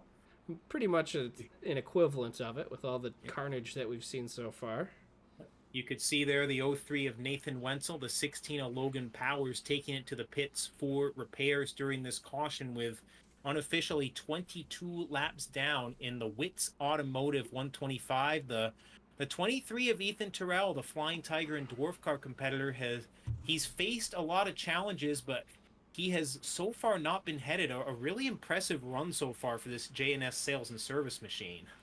Yeah, I mean, he's done good. I mean, really, all he's had to do is jump out on the restart, drive that thing out there for a few laps, hold the lead at the line, and, he hasn't really been overly challenged yet. I mean, we saw the 4 of Reese Bogue trying to make something happen. Wasn't quite able to make a move. I mean, we've got Murray back there in third as well. So it's going to be interesting to see if we get going green here for a little bit. How does Ethan Tyrell run this race? And you got Beatty there in fourth too. I mean, there's some heavy hitters right back there behind Tyrell. He's got a chance to really prove his stripes as an iRacing competitor here this evening at Oxford. Indeed, you've got Trent Goodrow in the 31, who's a strong iRacer sitting in fifth. Dylan Zulo, the 16Z, has slowly but steadily been working his way through the field up to the 7th spot. Bob Eldred right behind him in 8th, our 3rd place finisher last week. A lot of drivers still trying to find the time and the opportunity to make their way to the front as we get ready to go back racing. Back racing, single file once again. We'll see if we can get some green flag laps in this time. As Tyrell with the advantage off of turn number 2, Reese Bogue, we'll see. We saw him working his way up on the outside there a couple of cautions ago. Gets his sneakers on the lip there just a little bit. And pulls himself right up to the back bumper of car number 23 of Tyrell. Front of the field does seem to be minding their P's and Q's right now. You can see single file back to the 38 of Tyler Cahoon, who was peeking out on the outside. A 4-car breakaway right now at the front, though. Terrell, the 23, the 4 of Bogue, Richie Murray, and Casey Beatty as the caution flag is back out once again. Poor flagman's arm is going to fall off here by the end of this one. Well, don't worry. It's a virtual robotic arm, and you can see right there the cause of our caution. The 15 of Stephen Hodgson has managed to beach that car on top of one of the mounds underneath the light pole. That's no fun. No, indeed. I think we're approaching the part where virtual Tom Curley comes out and starts waving his umbrella. Oh gosh, I remember this was 31 years ago at Thunder Road, and I remember it so vividly. The late models were having a rough night. This was back when the late model sportsman ran 30-lap features, so you kind of had to go. But there were 3 cautions early, and then on lap 7 there was a huge pileup on the front stretch. They threw the red flag. Tom Curley comes storming down from the tower, gathers all the drivers on the front stretch, and proceeds to have a drivers meeting / chew 'em out session in front of the entire crowd during the red flag. Nobody quite like Curly. There was no one like him before. There might not be anyone like him again. Oh. Well, we roll under caution number 9 here on lap number 25, if you'll believe that. But the pace car is in. Let's try it again, Mike. Indeed. Green flag is back out. The 23 of Terrell and the 4 of Bo get a nice jump there away with it. Still single file early on. Check, looking at our tickers, some of those drivers like Zulo, Eldred, Davis, and Gabe Brown, as you can see, is back up to the 10th spot. Gabe Brown, we'll take a look at him now, has run into a lot of trouble tonight. It's battered and bruised on both corners, but back into the top 10, and he's still got a lot of time left. He does. I mean, the good thing is that, there's still a little bit less than 100 laps to go in this race. We get a good green flag run here, see what Gabe can do with that thing. I mean, he was fast in the heat race. He's had to work his way up after being involved in a few accidents. He was involved in an accident on the first lap. So, it's been a long night for Gabe, but it's certainly not over as he rolls around here in 10th place. Look at Kyler Davis right in front of him. We saw Kyler have problems in the heat race. You know, that car, I mean, for being in the middle of the field, that car doesn't look like has any damage on it at all. I mean, that's pretty impressive for all the yellow flags that we've had. Kyler has been trying to work his way back up, and there it is. There's number 10. 10 cautions in 30 laps as we go back under yellow in this one. We're looking around, trying to find the culprit, taking this wide-angle camera view to see if it can tell us anything. Unfortunately, not seeing any signs of it right now, but man, at some point, don't the drivers have to get frustrated too of just not having much of a chance to get in any sort of rhythm? You would think so, but clearly that has not been a deterrent so far. Oh, and you can see the 12 of PJ Evans flying by on the outside. It looks like he might be possibly be getting a free pass on this one, although we will check with timing and scoring on that. You know, one week the penthouse, the next week the outhouse for the 12 car. Yeah, and he was one of those guys that's kind of sitting there like Murray and Bogue and the 23 there, Tyrell, just kind of hanging out at front while there was caution flags. And Evans eventually, when they got the green flag run going, he was able to make some moves on and get to the lead. This week, and start from the back, never really had a chance to be in that protected area from all the guys that were running around with issues. And you mentioned Ethan Terrell, but when we saw our wide shot there, you know who I didn't see at the front of the pack, Nick? I didn't see the 23 of Ethan Terrell. Interesting. Well, we're back to green flag racing. We'll have to figure out here what happened to Tyrell, as Reese Bogue is just taking the lead. He says, "Thank you very much." Murray in second, Casey Beatty in third place. Wow, that is a major shift, whether it was a crash or a disconnect or something. The man who had led every step of the way now out of this, and it's a pair of black and green cars that are the beneficiary. Bogue inherits the lead, and the 8 of Richie Murray is all over him like a shadow in the number 2 spot.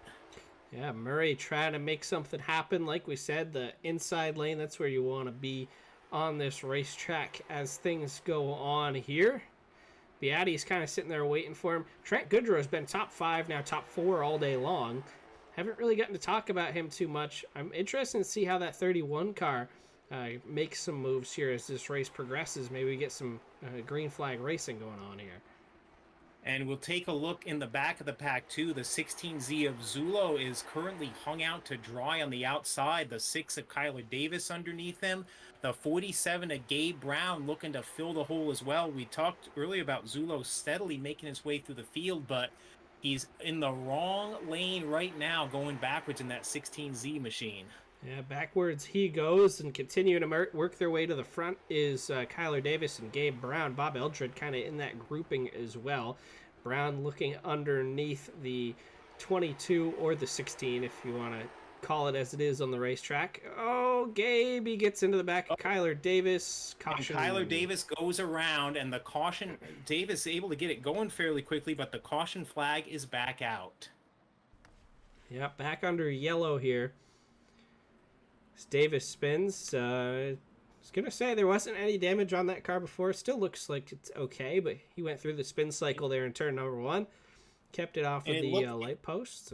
And you could see the field was really close together in front of him, bunched together, a lot of jostling. It may simply have been a case where a car 2 or 3 spots ahead of him got loose, and eventually when you're recording back, somebody's going to pay the price.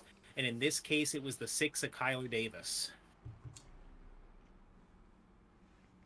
Field circling again on the track under the caution flag as we are 37 laps complete unofficially in the Whits Automotive 125. Remember, this is round 2 of the GossCars.com iACT Winter Warm-Up Series presented by Goss Cars. Each of the today and then 6 more Monday nights.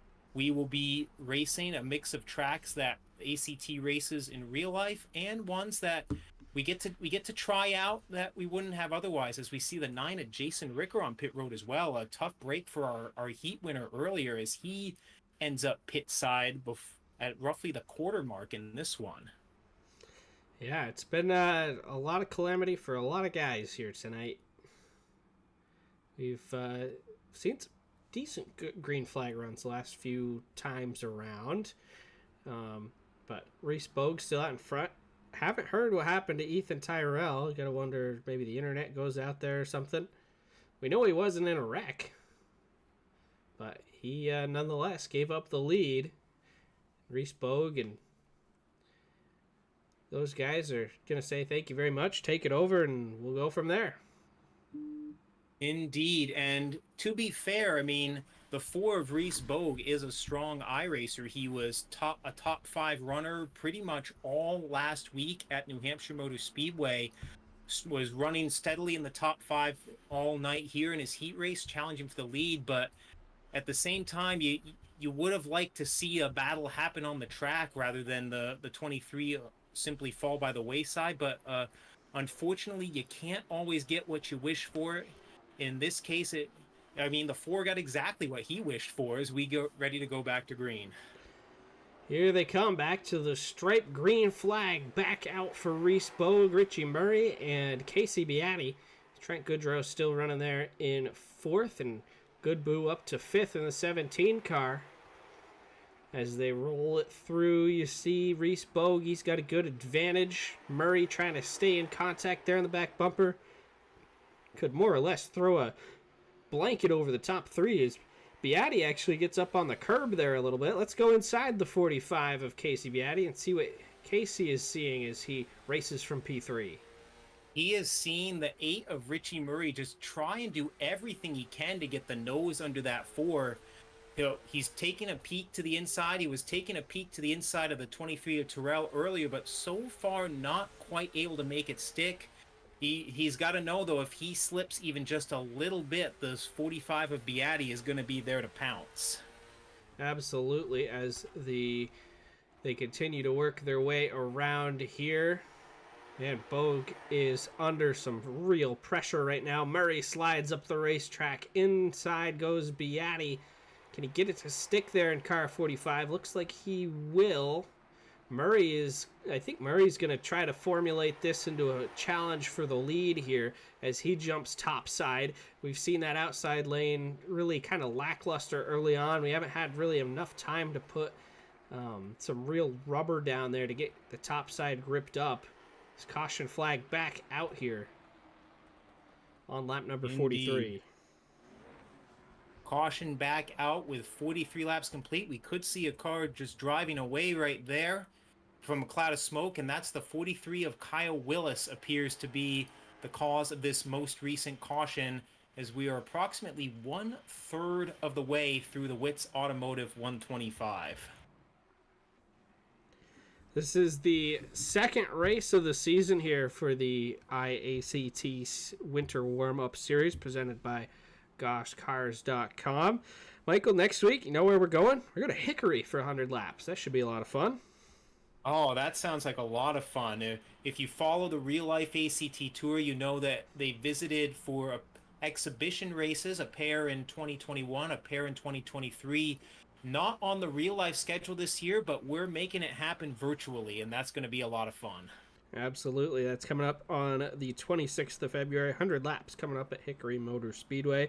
Then we're on to Five Flag Speedway, home of the Snowball Derby. 100 laps there. South Boston Speedway on March 11th. Back here at Oxford on March 18th for another 125 laps.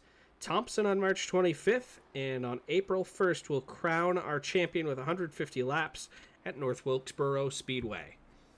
That's not an April Fool's joke, is it? iACT at North Wilkesboro? No, I don't think so. We'll find out. In the meantime, we are back under green, and we are almost immediately back under caution. As cautions breeding cautions once again here, as we see the 16 of Dylan Zula. Oh, what a heartbreaker. Was running in the top 10, but looks like he gets tagged on this restart and has taken it pit side in the 16Z.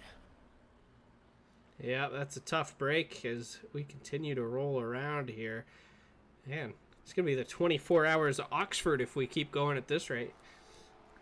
Well, I hate to do this, Nick, but I'm gonna hit this button, and I'm just checking to see what we are on the time limit, because each of these races do have a time limit. It looks like we got plenty of time.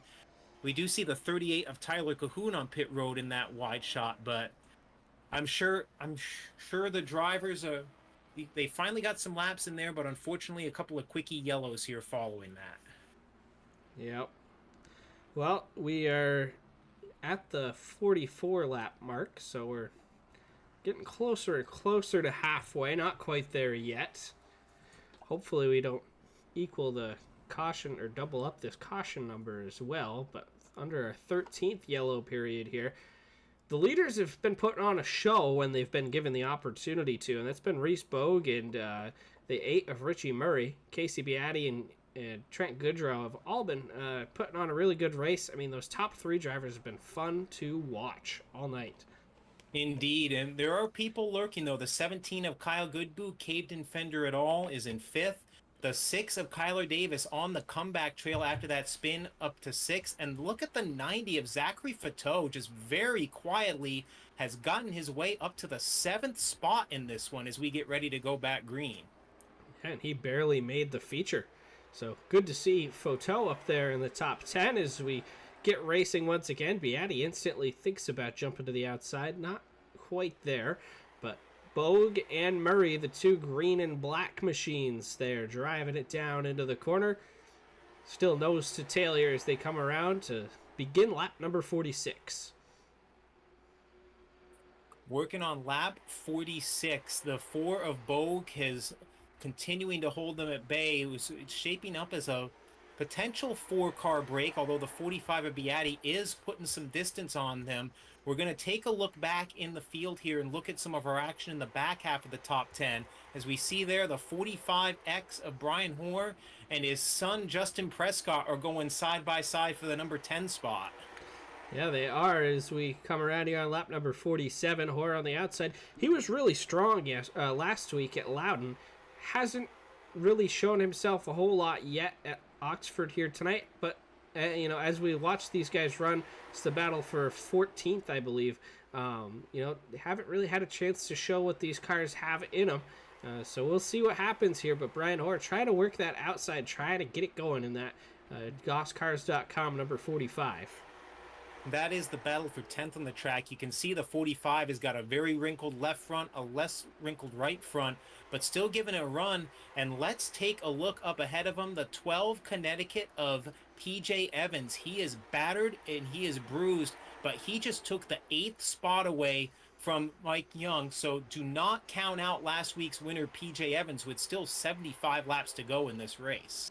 Yeah, Evans is working his way up through the field, and like I mentioned, I mean, the amount of damage you have here is not as crucial to the performance of the car as it was last week at Loudon, as we have a full-blown battle for the lead here. The 8 of Murray on the top side with Bogue, and Casey Beatty is right in there. It's a 3-car jam session for the race lead here on lap number 52.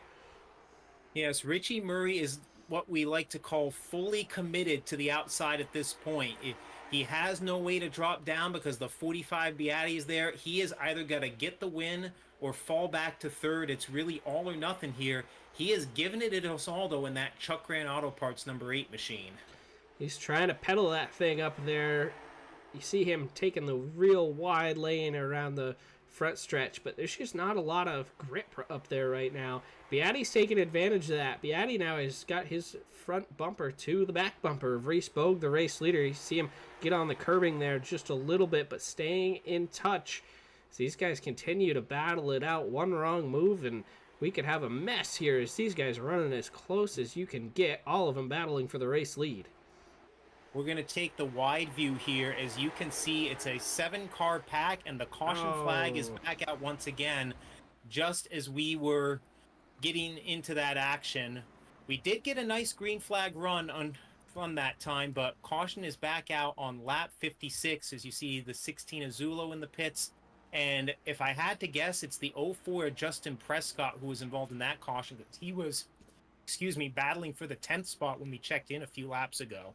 Yeah, I would imagine that's what's going on. We see some cars coming in here to hit pit road.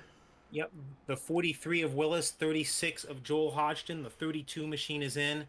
We see both 16 cars, although we're waiting clarification on whether they're pitting under this caution or whether they've retired from the event. But regardless, pit road very busy as we approach the halfway point in this race. You're getting closer and closer, and yeah, I mean that was a really fun little bit of racing right there. I mean that was enjoyable. As yeah, I mean we were just commenting as they went to the caution. We had a legitimate 7-car pack at the front looking to decide this, and I'd be willing to place a few wagers that the 12 PJ Evans had inklings on making it an 8-car pack as well. He's going to get to close up the gap, and we are going to see what happens here as we close in on the halfway point. Yeah, we are. It's going to be interesting to see what happens here as the leaders get back going again. Where's Bogue? Where did he go? Is he still up there, running around the top? Is. Okay, yeah, he's just running his line up there. I would imagine he's probably getting a little bored at this point. He just wants to race. Indeed. Lights are out on the pace car. We'll take you very quickly through the top 10 before we go back racing. The 4 of Bogue is your leader. The 8 of Richie Murray runs in second. 45 of Casey Beatty is in third. Then the 31 of Goodrow. The 17 Kyle Kyler Davis. Then Zachary Fateau, PJ Evans, Mike Young, and Nathan Wenzel unofficially runs in 10th as we get ready to go back green. Hey, considering the fact that Nathan Wenzel was literally on top of another race car earlier on in the event, running P10 on lap 57, that's not too bad. So we get back going Wenzel here. Unfortunately, we do have the caution back out in this one. Another cautions breed cautions moment here as it's the 66 of Mike Young who is running in the top 10. Looks like he got turned around on the back straightaway, has it going again, but a tough break for that Monster Energy machine. Yeah, my goodness. We've had our share of problems tonight, haven't we, Michael? Indeed, the 03 of Nathan Wenzel, based on our ticker, looks like he was caught up in that as well. So just as we were starting to say nice things about him, unfortunately ends up in another calamity, and we'll have to try it all again. Yes, we will. But Reese Bogue, he's out in front again here, just kind of waiting for an opportunity to prove what he has, try to drive away. I mean, the top 3 have been putting on some great battles when we've been racing here. Nobody's really able to get away from everybody else. Look at that. Flagman stopped waving it. His arm's too tired. Yep, he's just holding it there now. Like he's just like, guys, what are we doing, guys? Yeah.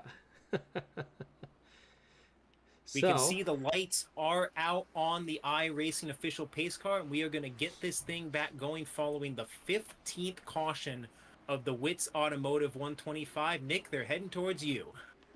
Back they come to green flag racing. It's Bogue, it's Murray, it's Beatty, as it has been for most of the night.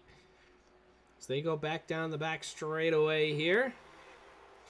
Good restart from Reese Bogue as he's able to get a little bit of a jump. But I tell you, Richie Murray has really impressed me tonight. Being a first-time runner in this series, he has found his way to the front of the field, and he's putting up a consistent attack for the lead here.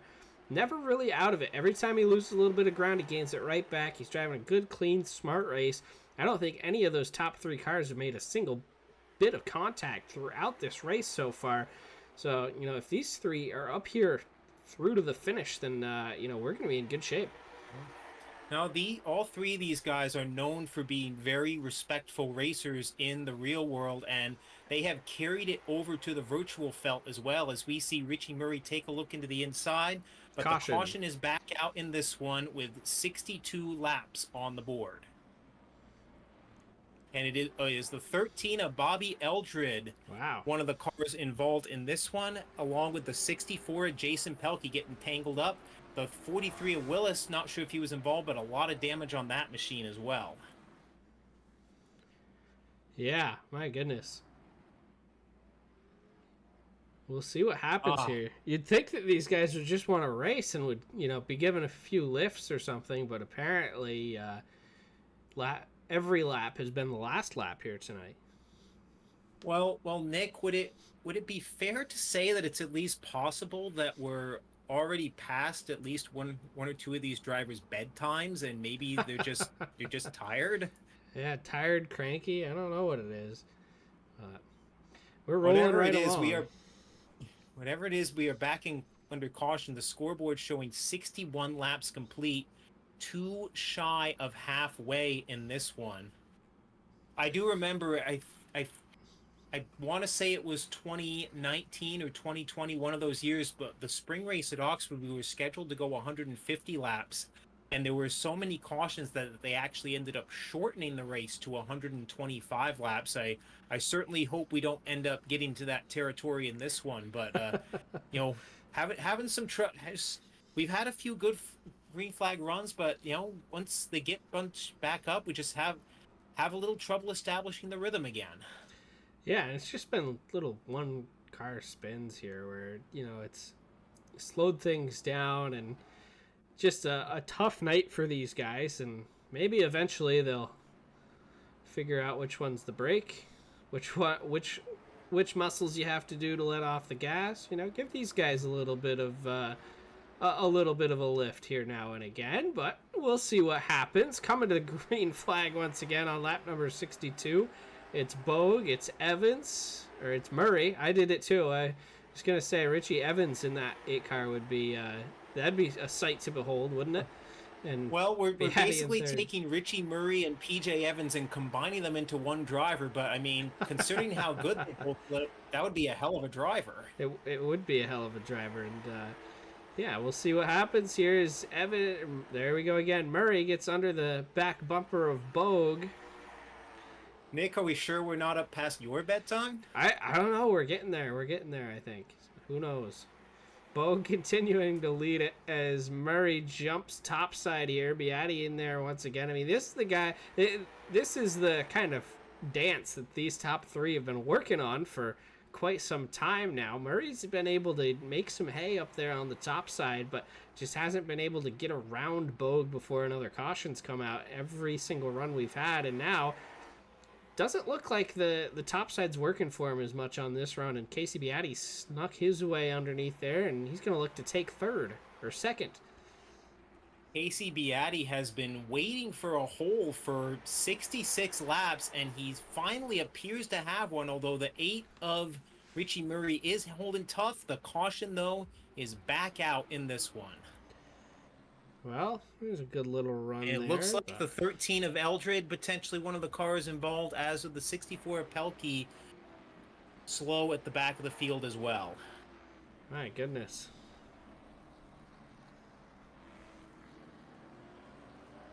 It looks like the flagger did rest up a little bit in the last green flag run and found the energy to wave the caution flag again, so that's good. Well, there we go.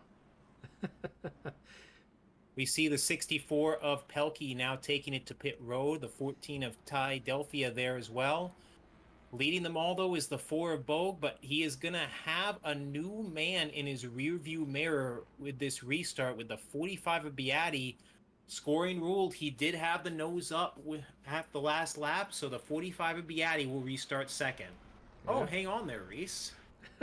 Race is just going on. He's just dirt tracking right now. Oh my goodness. Just make sure to scrub those virtual tires off nice and good before this restart. Let's take a quick look back through at the top 10 and see if anything has shuffled around in these last few cautions. You can see the 4 of Bogue is still your leader as we'll head back to this cam review. The 45 of Beatty in second, 8 of Richie Murray is in third, then Trent Goodrow, Kyle Goodboo, Kyler Davis, Zachary Fateau, PJ Evans, Brian Hoare, and Justin Prescott unofficially back up to the 10th spot as we get ready to go back racing. Here we go again with Bogue out in front. It's Beatty in second place. They're going to battle it back down into turn number 3. We'll see what Casey Beatty can do now that he gets the second place spot on the restart. See if he makes a push for this race lead here on Race Bogue. Bogue has led ever since the 23 of Ethan Tyrell fell out of the race for an unknown reason. And you can see they have a side-by-side battle for 7th. The 12 of PJ Evans has gotten inside the 90 of Zachary Fateau.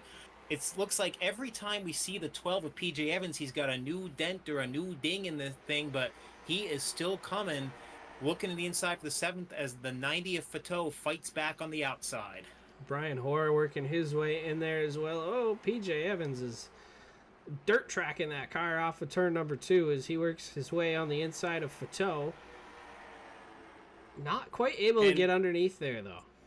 And folks, we have a new leader at the front. The 45 of Casey Beatty has gotten underneath Reese Bogue to take the lead. 8, Richie Murray looking to follow him through for 2nd. Yeah, Bogue must have gotten up the track there just a little bit, giving Beatty enough of a nose. And Casey is through. Now Reese is going to be down to the inside once again, back in front of Trent Goodrow. So he won't stop his free fall at 2 positions there, but he'll settle himself back in. And Richie Murray, after losing the spot on that last green flag run, has gained it back. He's back up to 2nd, but in the process, Beatty's found his way by. So Murray is still fighting for the lead from 2nd place. We're now at 50 laps to go in the Whits Automotive 125, part of the GossCars.com iACT winter warm-up. We do have a 7 cars nose to tail at the front of the pack. The 45 of Beatty, your leader. Then it is Murray, Bogue. We're looking right now at the 31 of Trent Goodrow. Then Kyle Goodboo, Tyler Davis, and Zachary Fateau, who got in by the hair of his chinny chin chin, rounding out this 7-car pack as we work on lap 78 in this one. It looks like everybody's kind of calmed down for a little bit, letting some laps roll off here. As this race goes on, I'm sure these guys kind of been waiting all day to get some just laps on the board. And that's what we're doing here. And Murray continues right on the back bumper of Casey Beatty. I mean, Beatty has gone through, gotten the lead, but he's not driving off with it. Murray is still right there, and it's still making a very strong play for the lead and what could be the race win. We are going to take a look now, Nick, at this second pack of cars as we have some good side-by-side racing here. The 12 of PJ Evans leads that pack, and then it's a cattle call behind him. The 04 Prescott, the 45 Brian Hoare, and the 16 of Logan Powers, who I think has been on pit road as many times as his car number tonight. Another one of those drivers who got the promoter's option to get in, but he is trying to fight his way into the top 10 in this one. You can see PJ Evans, he was up there with Fateau, but I don't think that 12 car's running too well right now. You see him, he's kind of just giving up positions hand over fist right now. Brian Hoare's going to get through 3 wide racing. Oh, that's tight. Evans, he's had a tough night. He doesn't just want to hand over these spots, but they are, looks like he's losing them here on the outside. That car just doesn't have the speed that it did last week. It's been I mean, he won his heat race, but obviously having to start at the back, that was a tough sentence for him to take, because it's been a disaster in the back here tonight. Yeah, I'm imagining the 27 dents that are currently in that car have a little bit to do with why the car isn't quite performing as well either. Yeah, I would say so. I mean, like I said, damage isn't going to affect you as much here as it did last week at Loudon, but you're still going to have, obviously, if you don't take care of your car, or if things happen around you to where your car does not get taken care of, then we're going to have some problems. We're certainly not casting any blame there. As we mentioned, with 30 cars starting on a track like this and being at the rear, trouble can find you really easily. As we go 3 wide again, the 13 of Bob Eldred, he was involved in a couple of your spins. He knows time is running out, and he is trying to slice his way through to the number 10 spot. That is some awfully aggressive racing there from the 13 of Eldred, and car spins behind him, it looks like. I think we lost 32 of Eric Steele there, bouncing off the door, yep. And the caution is back out. The 18th caution, we did have a nice green flag run there, but unfortunately, the 32 hard racing machine getting out from under Eric Steele goes around to bring out the yellow flag. So back under yellow here, back up at the front. It is still going to be Beatty and Murray.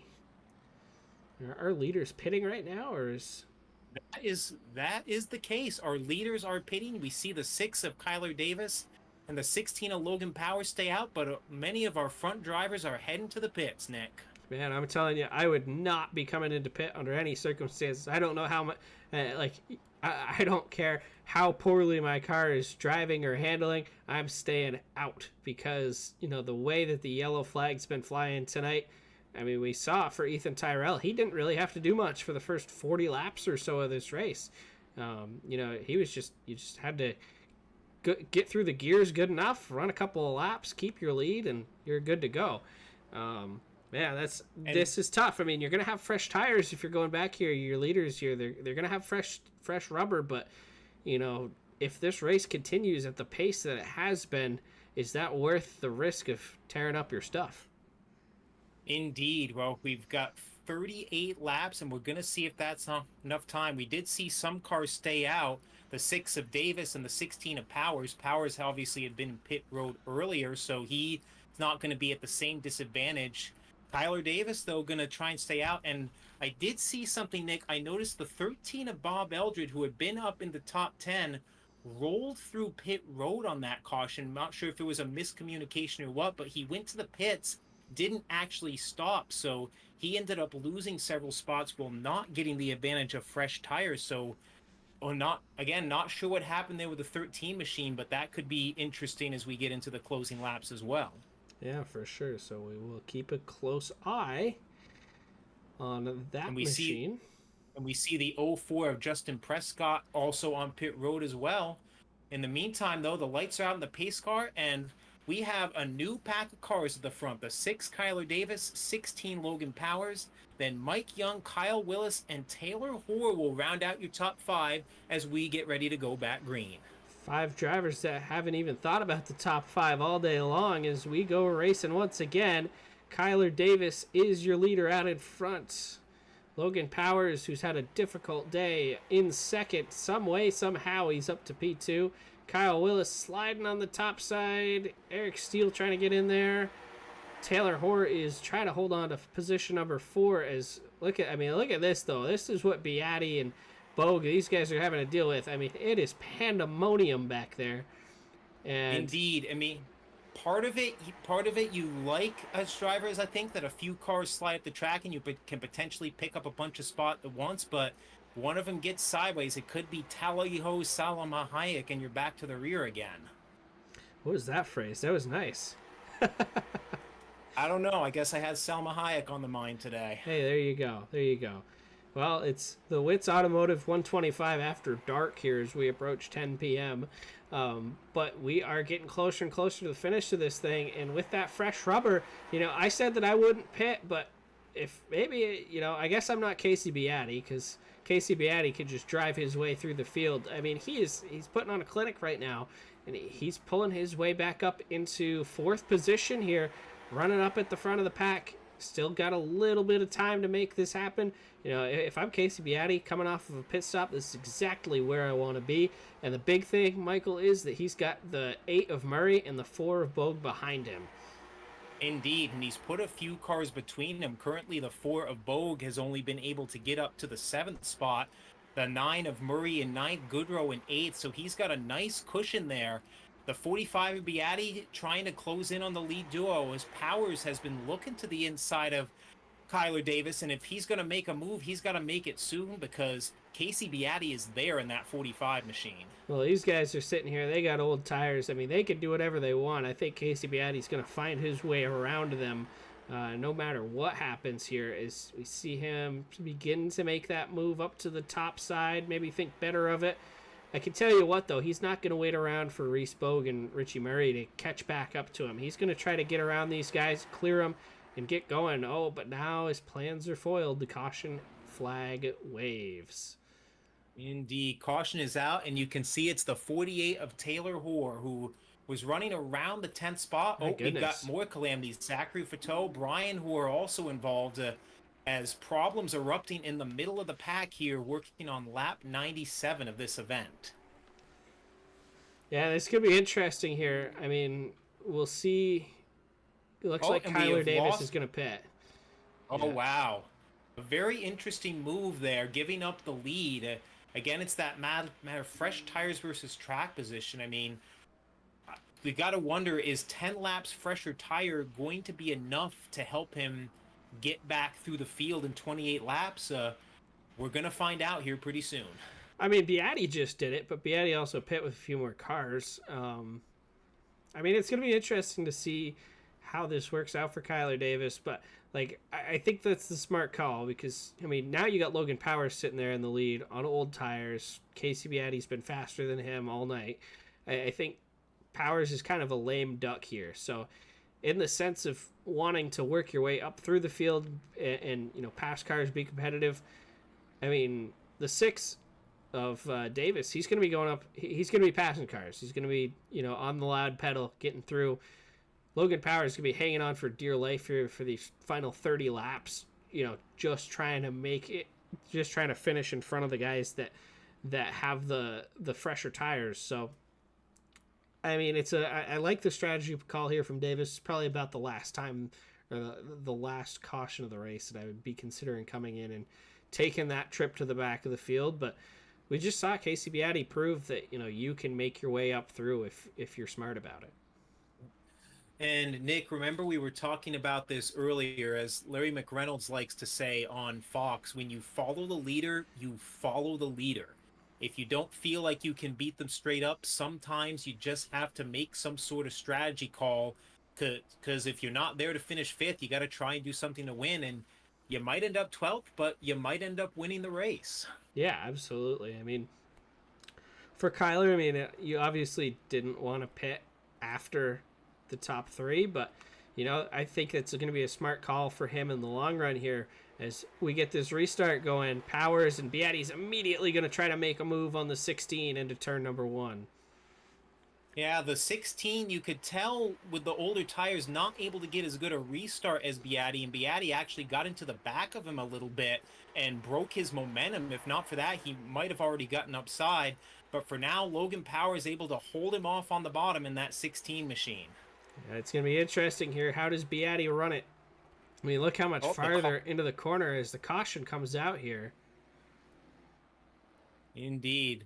See, Looks like everybody is rolling, but regardless, you know who a quick caution like that helps, Nick? It helps Kyler Davis. It does. Because if you can pick off a few cars in a couple laps, then have the caution come out and bunch everybody out, put everyone else gets another heat cycle on their tires, so try and do it in that little chunks like that and get back towards the front. Yeah, I agree. I mean, and these cautions, they're also helping out Logan Powers, too. I mean, you know, to get around and, you know, just run around under caution for a little bit. We saw how that was beneficial for Reese Bogue earlier on in the race. Ethan Tyrell when he had the lead. The lead car, it takes more than 1 or 2 laps to make and complete a pass here, and even Beatty with the fresh tires, it's going to take him a few laps to make this happen. As green flag comes back out here, Beatty instantly jumps back up again. We'll see if he can carry that momentum around this time. You saw that him get obstructed a little bit. He ran into the back of Powers last time, misjudged the dive. Look at this. Goodboo is up there to third. He's not going to be out of this one either. He's going to put a challenge on to win. No, what has also happened as a result of these squeaky cautions is that the other cars on the same sequence as Beatty have been able to catch back up to him. The 17 of Goodboo, the 4 of Bogues, and the 31 of Trent Goodrow, all on the same strategy as Beatty, are now hot on his tail as we get inside of 25 laps to go. Yeah, that's not what Casey wanted to see at all, but, you know, it's something he's going to have to face now is Richie Murray, too. He's up to 6th place. So Logan Powers is holding off a freight train of cars with fresh tires. I think if Beatty can beat him down into the inside, into one of these corners, I think we're going to see Powers drop right to the back because all these guys have fresh tires behind him. But right now, like we've seen, the inside lane is the place to be. That's where you want to be racing. And as long as Logan Powers is there, Beatty's either going to make the charge on the outside or he's got to put the bumper to him. And like we said, I mean, Beatty's not going to bump and run a guy here. I don't think there's any circumstance where we'd see him drive through Logan Powers, even for the win. I think Beatty would be happy finishing second before he, drove through Powers to get a win. Okay. We're going to consider here, we're bringing up this battle block, Nick. So we can see, though, Logan Powers made his last pit stop on lap 57, which was 30 laps before Casey Beatty. So this is not like he has 87 laps older tires than Powers. Now, we're not certain whether Logan took tires on lap 57, but certainly his tires are fresher than a guy like you can see Mike Young, who hasn't been in the pit since lap 14. So combine that with the fact that Logan Powers has a lot of laps in iRacing, the disadvantage might not be as big as it would first appear. And with less than 20 to go here, the gloves are off. It is time to go. Casey Beatty's making that move to the top side. Reese Bogue here, he comes underneath Goodboo for third place. He's going to take that spot away. Beatty there tried to make that move on the outside, couldn't get it to go. And yeah, I mean, I would have to imagine that Powers took tires there on lap 57 when you look at this, because he is holding off Beatty a lot better than I thought he would. And we will very quickly take a look back here. You can see Kyler Davis, unfortunately, is stuck behind a battle for the 8th spot between Brian Hoare and Davis. So it does have the fresher tires, but right now just does not have a lane to try and take advantage and get towards the front. And he's running out of time with 15 laps to go. Battle continues up out in front. Logan Powers, he's had a difficult day through and through, but he's used some pit strategy to get up to the race lead, and he's leading the laps as they continue to tick off. Casey Beatty breathing down his neck with 14 to go. Reese Bogue is right there as well. Kyle Goodboo in the 17, still trying to make something happen. Richie Murray is up to 5th now. It's going to be a great battle. 5 cars that all realistically have a shot at this win, depending on what happens here. But it's all going to start between the 16 of Logan Powers and the 45 of Casey Beatty as they fight it out for this win. 12 to go at the line. You can see about to lap the 38 of Tyler Cahoon. Cahoon getting way up out of the groove, letting the leaders fight it out. Inside of 12 to go, Logan Powers has done what he needs to do and just protected that bottom lane. Casey Beatty is either going to have to force the issue, he's going to have to worry Logan Powers into a mistake, or he's going to have to make it work the long way around. And coming down this time, he's going to have 10 laps left for one of those 3 things to happen. Yeah, Powers is holding on ever so slightly. I mean, as long as he's glued on that inside lane, I'm not sure Beatty can do anything about it. Casey has got to be able to get close enough on corner entry to sneak that nose under there, or wait for Logan to get up off the corner. I mean, Logan's not running great lap times right now, but there's the options are just limited for Casey. Like, there's no grip on the top. You got to try to do something, but without running over the guy in front of you. And so it's going to be interesting here, but there's 8 laps to go as we go inside. Oh, we got into him! Caution is out. We got the in-car right as the 45 of Beatty gets into the back of Powers, and he goes around. The caution is out. Wow. And we'll see. Yeah, I believe Beatty's going to get a penalty for that. He will. Yep. Oh, man. And for the second time in this race, Nick, it is Merry Christmas, Reese Bogue. That's the second time today he's inherited the lead, and he hasn't had to do anything. Just sit there and watch. I guess the first time was Christmas in July, and this one might be the actual Christmas with 7 laps to go. Beatty, not sure if the 16 of Powers just wasn't quite getting off the turn 2, or if Beatty mistimed his corner exit, but gets into the rear bumper of Powers. Powers goes around out of the lead. Beatty goes to the rear, and just like that, it's Reese Bogue, Kyle Goodboo, And Richie Murray now going to be your top 3 for this final shootout. Wow. I mean, it makes sense if they were going to get together. The corner exit is where that would happen because, that's where the car on older tires wants to drift up off the track. You want to get your good run off the corner, but if your tires are gone, your car is just going to skate right up the track. A lot of people, you'll hear that called tight, plowing, whatever you want to call it. And so understeer. Yeah, I mean, that's where you're going to kind of have to get off the gas if you want to protect that bottom. And that's what Logan Powers was trying to do there. Casey Beatty, his car handling much better, able to get in the gas sooner and harder. And when Powers checks back up to get off the corner, there's just nothing there. You get into the back of him. Nobody's fault, but that's how it goes when you get a car that's trying to protect the lead on old tires and a car with fresh tires right behind you that's beating the door down with 8 laps to go.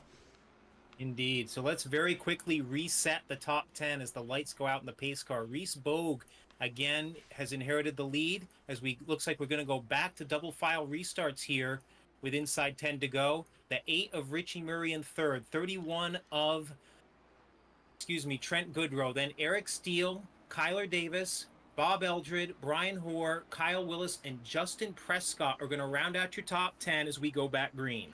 Here we go. Reese Bogue on the inside. Goodboo, I'll tell you, he probably didn't want to go back to double file there. Oh, and he's able to sneak it down in. What a move from Kyle Goodboo to get in underneath Richie Murray. And now he's going to challenge for the lead with 7 to go. That was the move of the race right there by the 17 car to sneak his way down there, knowing that the outside lane, not where you want to be on restarts. That's a move you put yourself at a lot of risk with that car down there. I'm sure Murray didn't like getting chopped off there, but that's a move that was necessary for Goodboo to make if he wanted to win this race. Indeed, we are now inside 5 to go. Goodboo working on Bogue.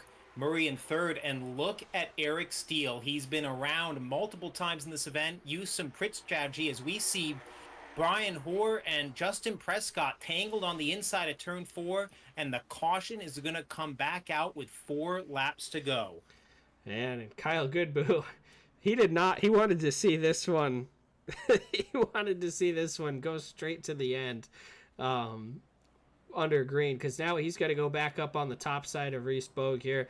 And I'll tell you, Richie Murray is going to be, he's probably not going to be as kind to let him in there in that second spot. Murray's going to want to challenge for the win here. So be interesting. Caution number 22, but the racing, man, it has really picked up here in these last 25, 50 laps, and it's been fun to watch. Oh, it's Beatty. Everybody stopped here. Beatty just runs into the back of Willis. Indeed, I'm not sure if maybe the pace car had a little trouble, but the field gets stacked up under caution. You never want to see that, of course, but let's take a wide view here and take a look at the field as we get ready. Looks like we're going to be coming to 4 laps to go when the green flag comes back out. Reese Bogue is going to be your leader. Kyle Goodboo in second. You see Richie Murray in third. Eric Steele, we just mentioned, has made a yeoman's effort to recover from problems. And then we have Trent Goodrow. Kyler Davis has finally had some room to work. We'll see what he can do in the final 4 laps. Bob Eldred, Logan Powers has worked his way back up to 8th after the spin. Mike Young and Kyle Willis are unofficially your top 10 as we set up for a 4-lap shootout to decide the Whits Automotive 125. It's been some sort of an event here tonight. Tons of caution flags, but the racing up front has been fun to watch. As we see, Reese is off into the gravel again. well, Nick, remember not too long ago where people were doing the tires in the grass tire cooling trick on iRacing? I'm wondering if Reese Bogue is trying to use the dirt for the same thing. Yeah, that's interesting. Well, maybe it's worth a shot. We'll see what happens here. 4 laps to go. This could be our last shootout here to the end of this race. Indeed. It is going to be Reese Bogue choosing the inside. No surprise. The 17 of Goodboo on the outside. Then Richie Murray, Eric Steele, Trent Goodrow, and Kyler Davis. Pace car is in. They're headed towards you, Nick. Here they come off of turn 4. Green flag back out, and it's Bogue out in front. Good Boo, as predicted, unable to sneak his way down in there for second. That's exactly what Reese Bogue wants to see. As coming in now, trying to pick up second is Richie Murray in car number 8. That black and green machine there down on the inside. Good Boo still fighting for the position. Not going to be able to get it. Can he get in there in front of Eric Steele? Oh, that is tight. Steele's trying to get in there. They door slam a little bit. Steele gets turned and into the wall. Will it bring out the yellow flag? I don't think so. We're going to stay green flag racing. Reese Bogue is coming to the white flag. And he's got a couple of car lengths and the ahead of caution Richie came Murray. out. Caution is out. Oh, they brought out the caution. Oh, my. That had shades of the Daytona 500 earlier today, where there's a spin coming to the white flag. They got the white flag before the caution in real life, but it looks like the caution came out just in time this here in iRacing to set up a green-white checker for the Whits Automotive 125. And Reese Bogue is saying, "Are you kidding me?" Oh yeah. So close yet so far. Well, and what a heartbreaker for Eric Steele, though. We were just talking about how he had survived so many calamities, get up to 4th, and got the nose under the 17 of Good Boo, and they touched off a turn 4, and the 32 just unfortunately could not hang on to it and slams the inside pit wall. Yeah, they got together a couple times there. I think Good Boo obviously really wanted the inside. Couldn't quite get it, and there's a little bit of contact, and then they just played door slam for the through 3 and 4, and that's what happened there. But caution flag out nonetheless, and I'll tell you, this one actually worked out for Kyle Goodboo. I mean, he is going to be up here in 3rd place when we restart. First car on the inside lane, or second car on the inside lane behind Bogue. It's going to be interesting to see what happens. Will Richie Murray try to make that move down to the inside? Goodboo was able to make it a couple cautions or a couple of restarts ago. It's going to be close.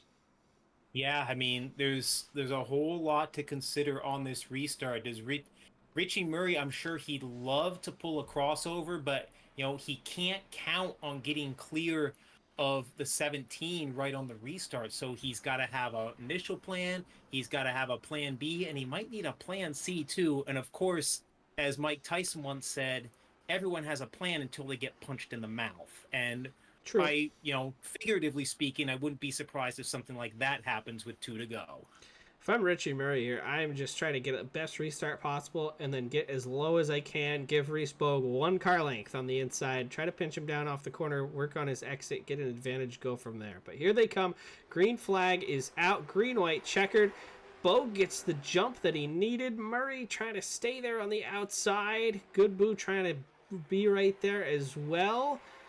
Once again, they're going to try this again, Michael. Coming to the white flag is Reese Bogue.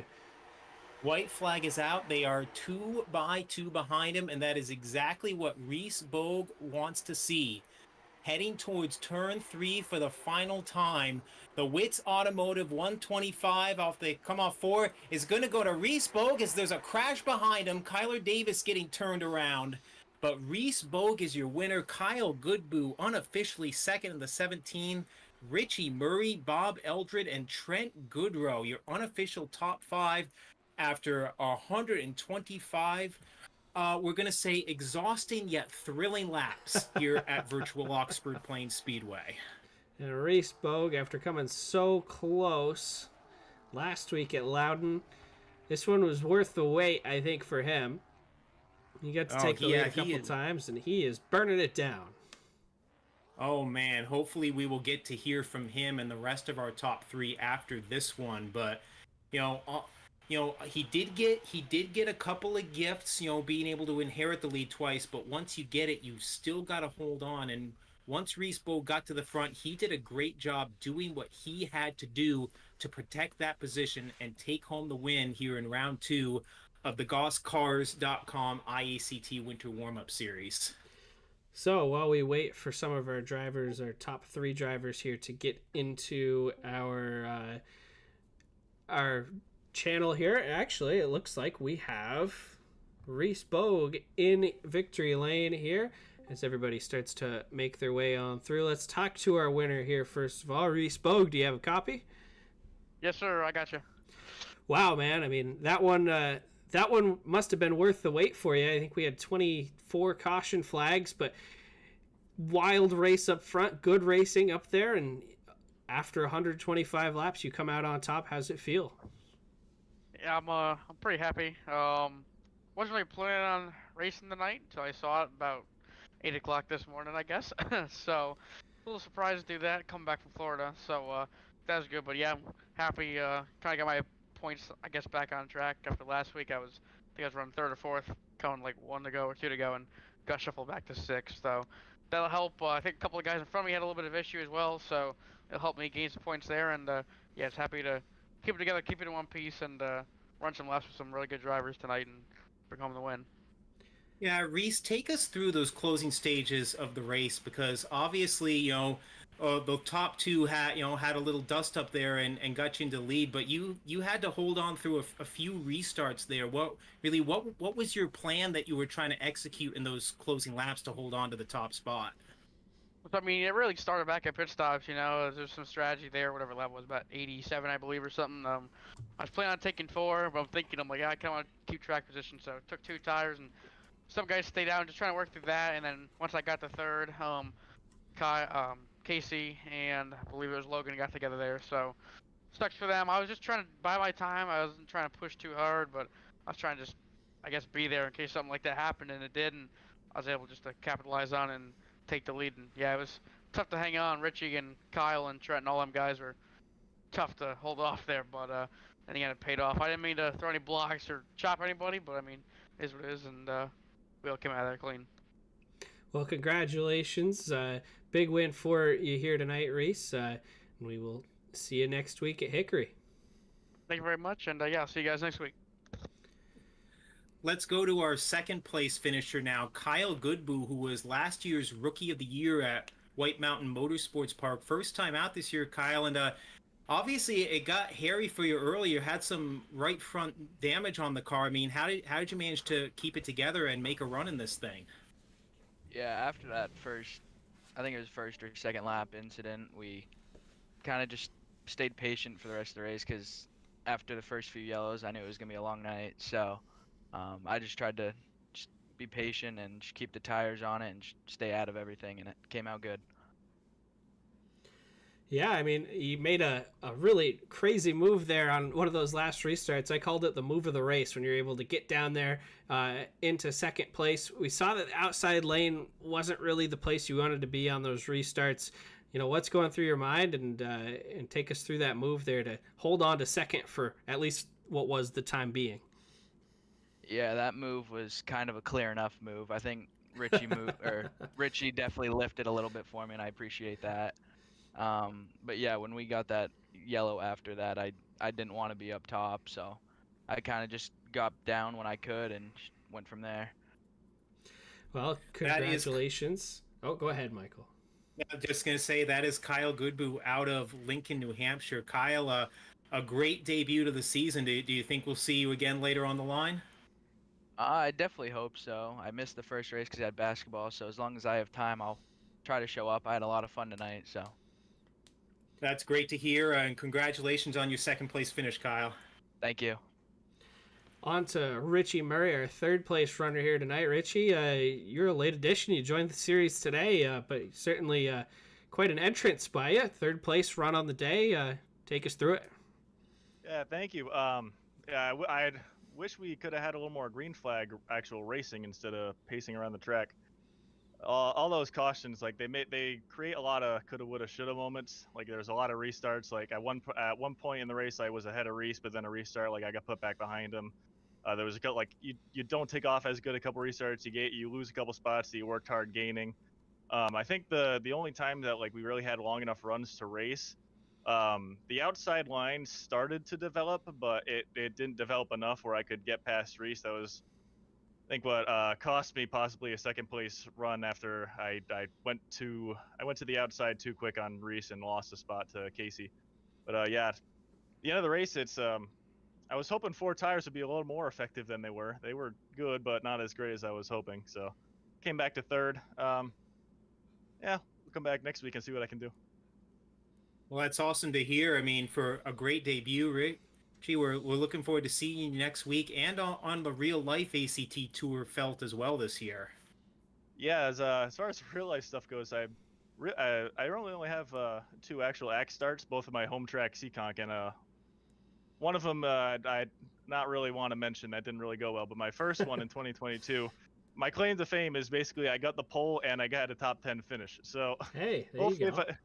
So I'm planning on making a couple more ACT starts this year. I'm I have a full-time ACT registration. I'm not planning on running a full ACT season, but I do plan on running more races, trying to travel around. So looking forward to that. And certainly a few laps at the virtual versions of these track can't hurt, can it? Oh, you know, I've been running iRacing for quite some time now, so might be a little bit of advantage that I have just being able to run with these guys. I've also had a lot more experience in these. That tends to be what happens with these with these leagues that run the real life drivers in iRacing. Like you have like a good half the field that's been on iRacing for a while, and the other half of the field like is either just getting into iRacing or doesn't have that too much experience. So it's an interesting mix, but it can turn out kind of bad sometimes. Well, hopefully tonight is as bad as we see it this year. Yeah, I'm really hoping for. I think we set it in the future. I think we set a Oxford Speedway virtual or real life record for caution flags tonight. Yeah. But on to next week. Over. Yeah. On to next week is what we'll say. But congratulations, Richie, on the run Thank tonight, and yeah, we're definitely looking forward to seeing you as a more familiar face on the American Canadian Tour in 2024. So hopefully fans will get to know you a little bit here through this series as we get ready for real racing. But congratulations. All right, thank you. All right, so as we finish up our Victory Lane interviews here, Michael, let's take a look at the final. Just go through the top 10 here as they finish here tonight. Reese Bow gets the win. Kyle Goodboe was second. Richie Murray third, as we just talked to him. Bob Eldred wound up coming back to finish fifth. Trent Goodrow had a good top 5 car all night, but couldn't get more than fifth out of it. Indeed. The 66 of Mike Young, a nice bounce back, had some problems early, but stayed out in that late caution when a lot of others pitted and was able to make it work and come home in 6th. Casey Beatty, despite that late penalty, able to fight back for 7th. Brian Hoare overcoming some adversity, really kind of an opposite of last week where he ran in the top 10 most of the week and had trouble in the final lap. Very quiet most of this one, but able to rebound for an 8th place finish. Kyle Willis in 9th. Kyler Davis rounding out the top 10. And unofficially, only 12 cars of the 30 that started finished this race. The 38 Tyler Cahoon in 11th, the 64 of Jason Pelkey in 15th. The only other 2 cars beside our top 10 who were still on the track at the end kind of speaks to the flow of this race. Yeah, absolutely. Well, it's a caution fill. This was an endurance event here tonight at Oxford, but Reese Bow comes out on top victorious. Good win for him. Next week, we are at Hickory, 100 laps around the North Carolina Bull Ring. Hopefully, it's a little cleaner than we saw here tonight, but should be a fun one. That's next Monday at 8 p.m. Eastern Time. Hope you will join us for that. But for now, we'll sign off. Thank our sponsors again for this one. RKM Setup Shop for providing the setups tonight. GossCars.com for being the premier sponsor of the iACT Winter Warm-Up Series. And Whits Automotive, of course, for being the sponsor of tonight's race at Oxford. Like I said, Tyler Whittemore's brand new shop in Barrie. Go check them out if you haven't already. So for Michael Stridesberg and Justin Prescott putting this series on, we'll see you from Hickory next week. I'm Nick Mumley. Have a great night, everybody.